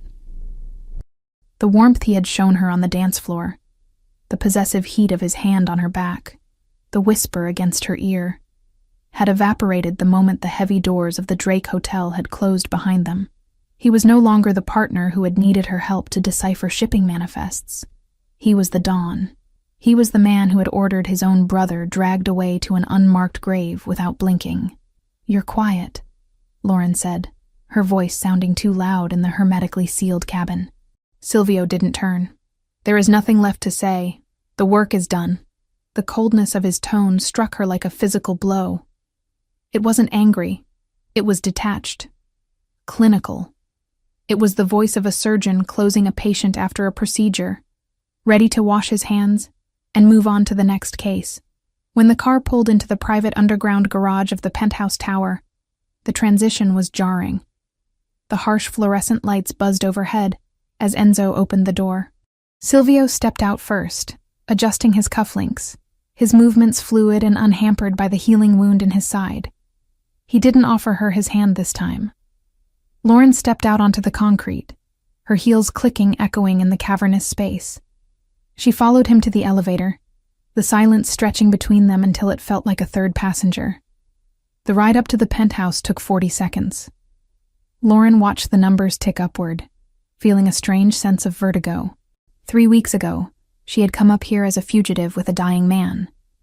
Now she was returning as a queen who had helped reclaim a kingdom. Yet she felt more precarious than ever. The elevator doors slid open. The penthouse was exactly as they had left it. The maps on the walls, the laptops humming on the kitchen island, but the energy had shifted. The war room atmosphere was gone, replaced by the sterile chill of a museum after hours. Silvio walked straight to the bar. He poured a single glass of amber liquid, whiskey, neat, and downed it in one swallow. He didn't pour one for her. He placed the heavy crystal glass down on the marble counter with a sharp clack, and finally turned to face her. "Enzo will be up in 10 minutes to collect the equipment," Silvio said. "You should change." Lauren stood in the center of the room, feeling foolish in her gown and diamonds. "Change? Is that it? We just go back to normal?"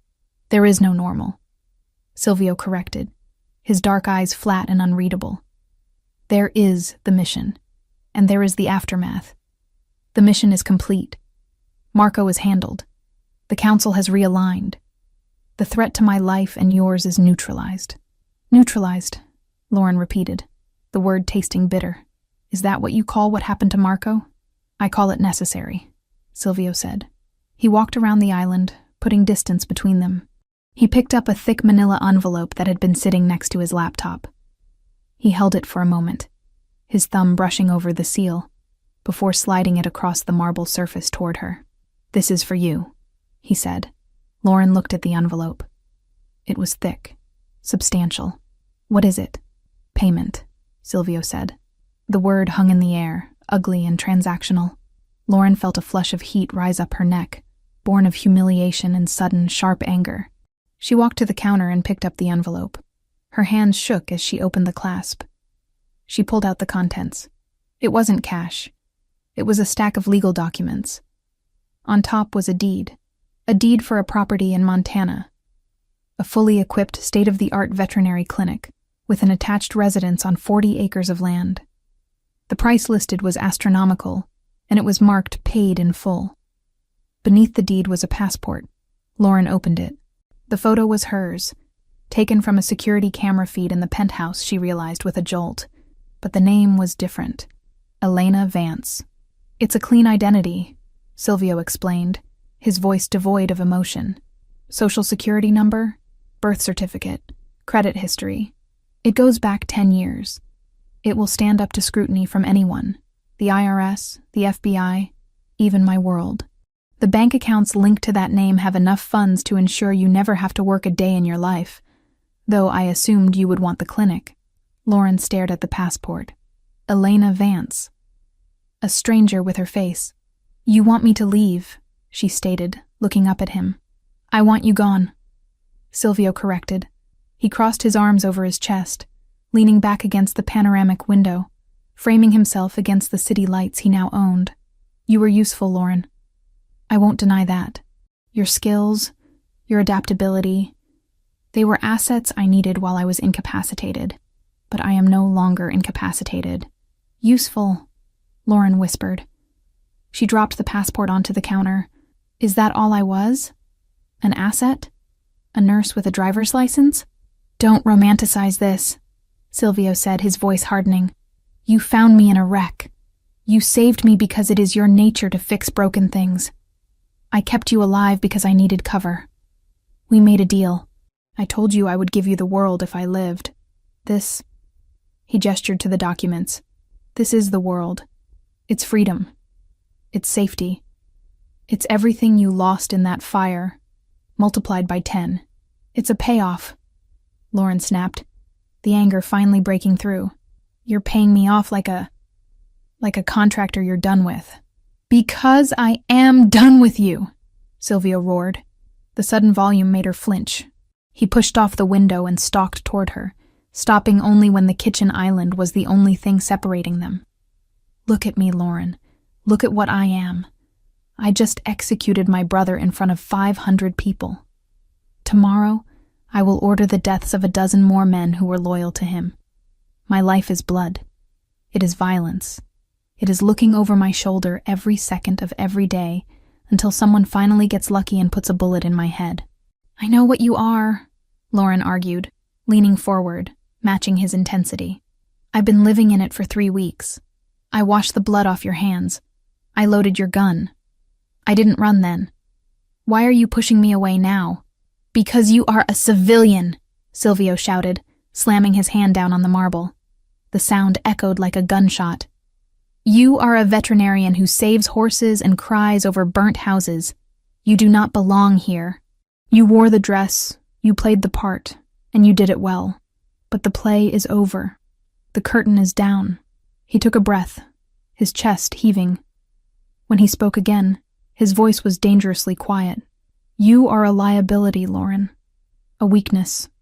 Every enemy I have, and I have made new ones tonight, will look for a way to hurt me. And they will see you. They will see the way I looked at you on that dance floor. And they will come for you to get to me. So let them come, Lauren said, her voice shaking with a bravery that was bordering on recklessness. We handled Marco. We can handle... No. Silvio cut her off. I handled Marco.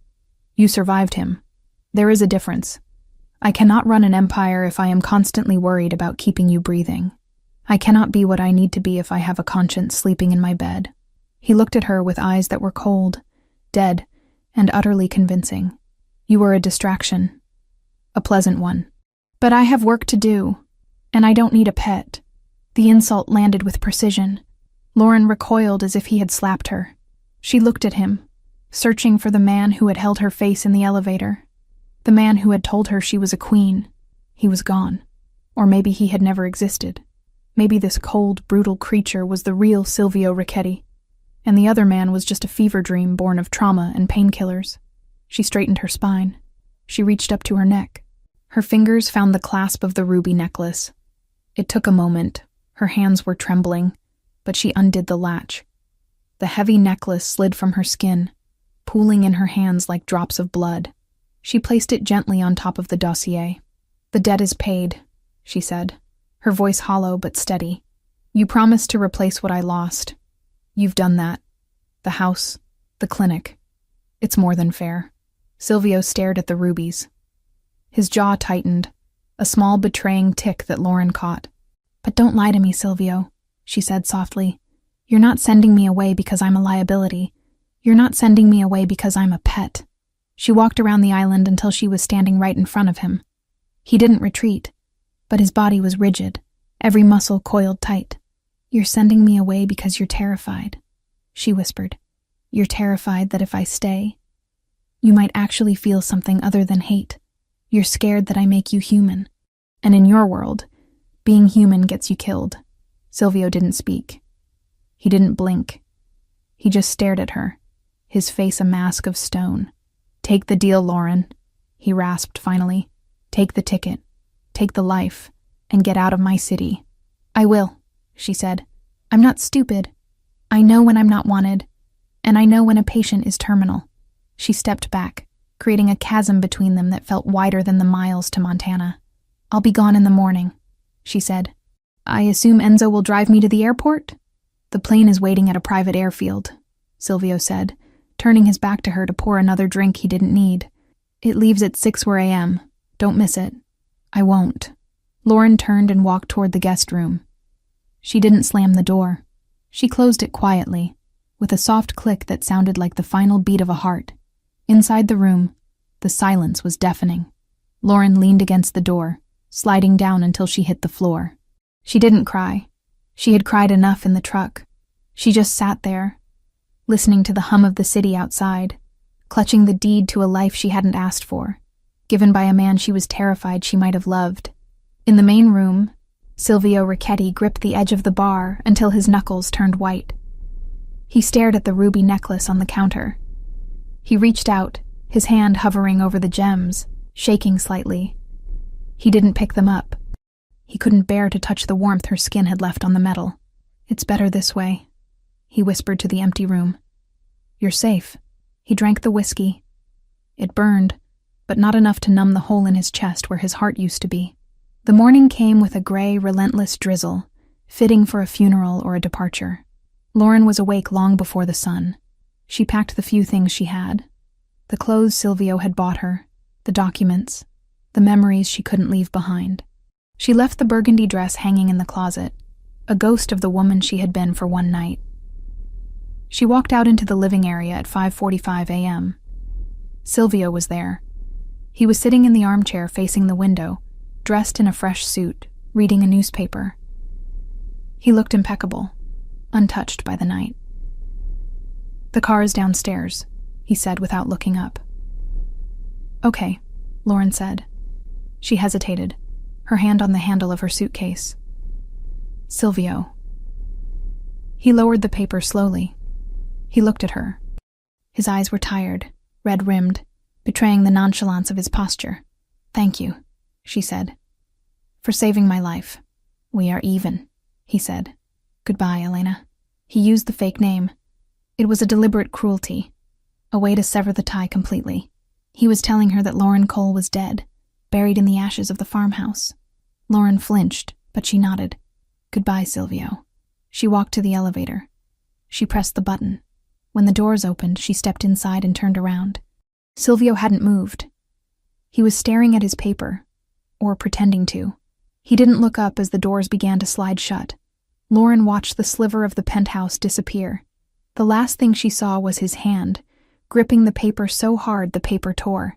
Then the doors closed, and she was dropping. Down, down, down, away from the sky, away from the power, back to the earth where she belonged. Up in the penthouse, the moment the elevator mechanism clicked, signaling her descent, Silvio threw the glass of whiskey he had been nursing against the far wall. It shattered with a violent crash. Amber liquid and crystal shards sprang across the map of Chicago. He stood up and walked to the window, pressing his hand against the glass, looking down at the street 30 stories below.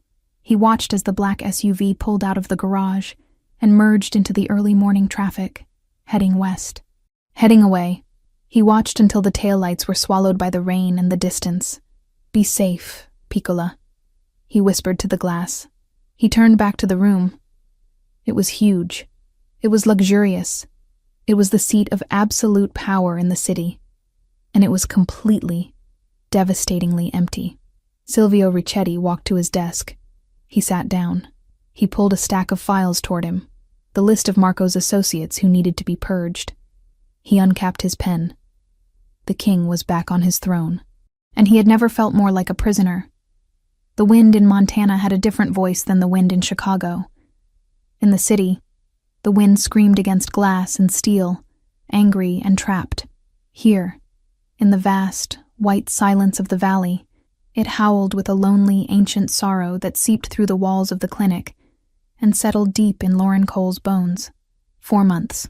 It had been 122 days since she had walked out of the elevator on Wacker Drive, leaving behind a shattered glass of whiskey and a man who had looked at her like she was a ghost he was trying to exorcise.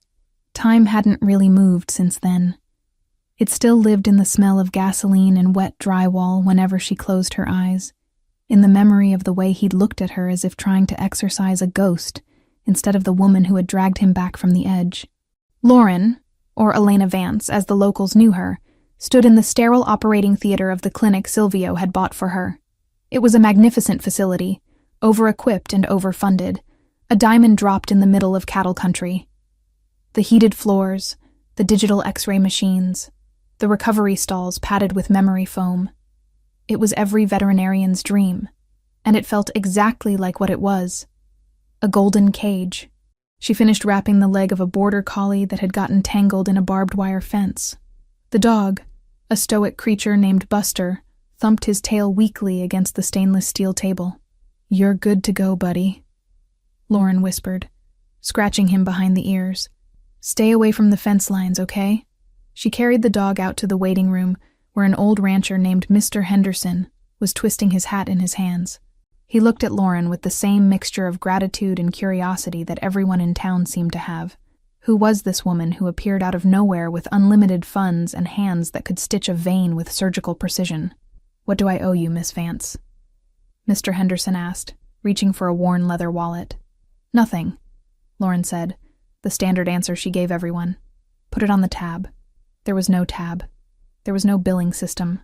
The operating costs of the clinic were paid automatically from a trust fund managed by a law firm in the Caymans. Every bottle of medicine, every kilowatt of electricity, every bag of feed was paid for by blood money. She was washing Silvio's conscience one healed animal at a time. Mr. Henderson frowned, uncomfortable with the charity. "That doesn't feel right, ma'am. Bring me a pie next week," Lauren said, forcing a smile that felt tight on her face. "Apple."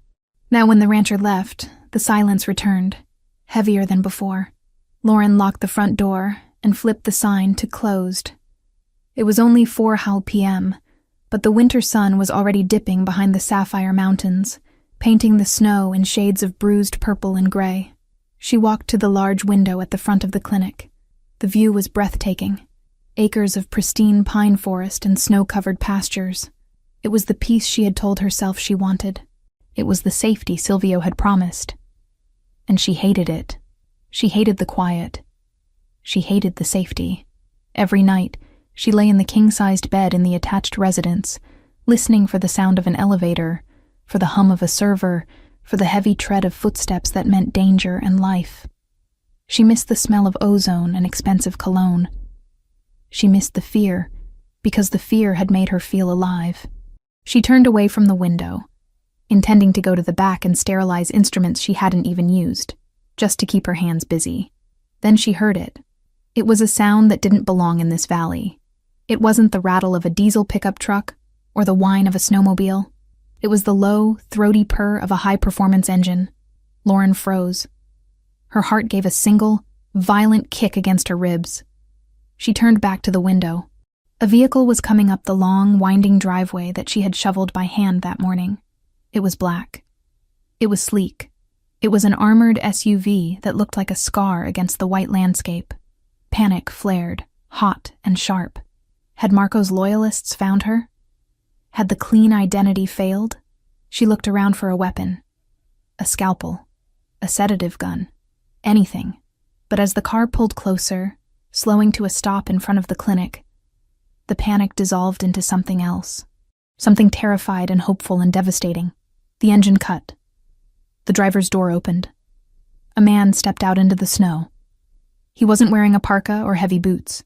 He was wearing a long black wool coat over a dark suit, his Italian leather shoes sinking instantly into the powder. He looked ridiculous. He looked magnificent. It was Silvio. He stood by the car for a moment, looking up at the clinic, his breath puffing in white clouds in the frigid air. He looked tired. The arrogance that had armored him at the Unity Gala was gone, replaced by a weary tension in his shoulders. He looked thinner, his cheekbones sharper, his eyes shadowed. Lauren couldn't move. She couldn't breathe. She just watched him walk to the door. He didn't knock. He tried the handle. Locked. He looked through the glass. He saw her standing there in her scrubs, paralyzed. He didn't gesture for her to open it. He just waited. He waited with the patience of a man who had no other destination. Lauren walked to the door. Her hand trembled as she unlocked the deadbolt. The sound was loud in the empty room. She pushed the door open. The cold air rushed in, carrying the scent of pine and snow and him. "You're hard to find, Elena," Silvio said. His voice was rough, like he hadn't used it in days. "You knew exactly where I was," Lauren replied, her voice shaking. "You bought the map. I bought the land," he corrected. "I didn't know if you would still be on it." He stepped inside. He didn't ask for permission. He closed the door behind him, shutting out the wind. The silence that fell between them was electric, charged with 4 months of unsaid words. "What are you doing here, Silvio?" Lauren asked, wrapping her arms around herself. She felt suddenly underdressed in her simple blue scrubs and messy bun. "Is there a problem with the identity? Did someone find me?" "No one found you," Silvio said. He unbuttoned his coat but didn't take it off. He looked around the waiting room, taking in the clean lines, the expensive chairs, the peace. "The identity is perfect. Elena Vance is a ghost in the system." "Then why?" "Because the system works," Silvio said, looking back at her. "But I don't." He took a step toward her. "I haven't slept in 4 months, Lauren. I have the city. I have the power. Marco is a memory. The council eats out of my hand. I have everything I was supposed to want." "Congratulations," she said bitterly. "You won." "I lost," he said. The admission was quiet, brutal. "I sat in that penthouse every night, looking at the city, and all I could see was the empty space where you used to stand. I drank enough whiskey to drown a fleet, but I couldn't drown the silence you left behind. You sent me away," Lauren reminded him, tears pricking her eyes. "You told me I was a liability. You told me I was a pet." "I lied," Silvio rasped. He closed the distance between them in 2 long strides. He stopped just inches away, close enough that she could see the gray hairs that had appeared at his temples, close enough to feel the heat radiating from him. "I lied to you because I was terrified," he confessed, stripping away the armor of the dawn. "I thought if I sent you here, to this fortress of snow and safety, you would be untouched. I thought I could keep you pure if I kept you far away from my filth." "I never asked to be pure," Lauren whispered. "I asked to be with you." "I know," Silvio said. He reached out, his hand hovering near her face, trembling slightly. "But I couldn't risk it. Not then. I needed to know the war was over. I needed to know I could build walls strong enough to hold us." "And now?" she asked. "Is the war over?" "The war is never over," Silvio said. "But the battlefield has changed."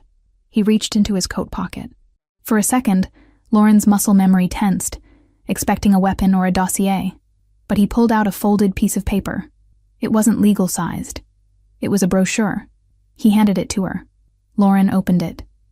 It was a prospectus for the Richetti Foundation. "What is this?" she asked. "It's the future," Silvio said. "Over the last 4 months, I have liquidated the drug routes. I sold the gambling dens to the Russians. I cut the ties with the cartels. It cost me half my fortune and nearly a mutiny. But it is done." Lauren looked up at him, stunned. You dismantled the business?" "I legitimized it," Silvio corrected.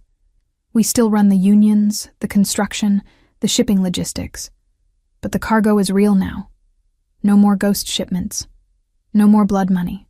He took a deep breath, looking at her with a vulnerability that broke her heart. "I cannot undo the things I have done, Lauren. I cannot bring back the dead, but I can change the direction of the river. I realized that protecting you didn't mean sending you away. It meant building a world where you didn't have to hide." He took the brochure from her hand and tossed it onto the reception desk. He didn't care about the paper. He cared about her. "I don't want a pet," he said, his voice dropping to a growl. "And I don't want a liability. I want a partner. I want someone who can look at a spreadsheet and see the lies. I want someone who can stand in a room full of sharks in a burgundy dress and make them afraid to bleed." He reached out and finally touched her. His warm hand cupped her jaw, his thumb brushing away a tear she hadn't realized had fallen. "I came here to ask you a question," he said. "And if the answer is no, I will walk out that door, get in my car, and you will never see me again. I will leave you to this peace you hate. What is the question? Lauren breathed, leaning into his touch. My soul is black, Lauren, Silvio whispered. I have done terrible things. I am stubborn, I am dangerous, and I am damaged. But I am yours, if you will have me. So, do you still know how to treat lost causes?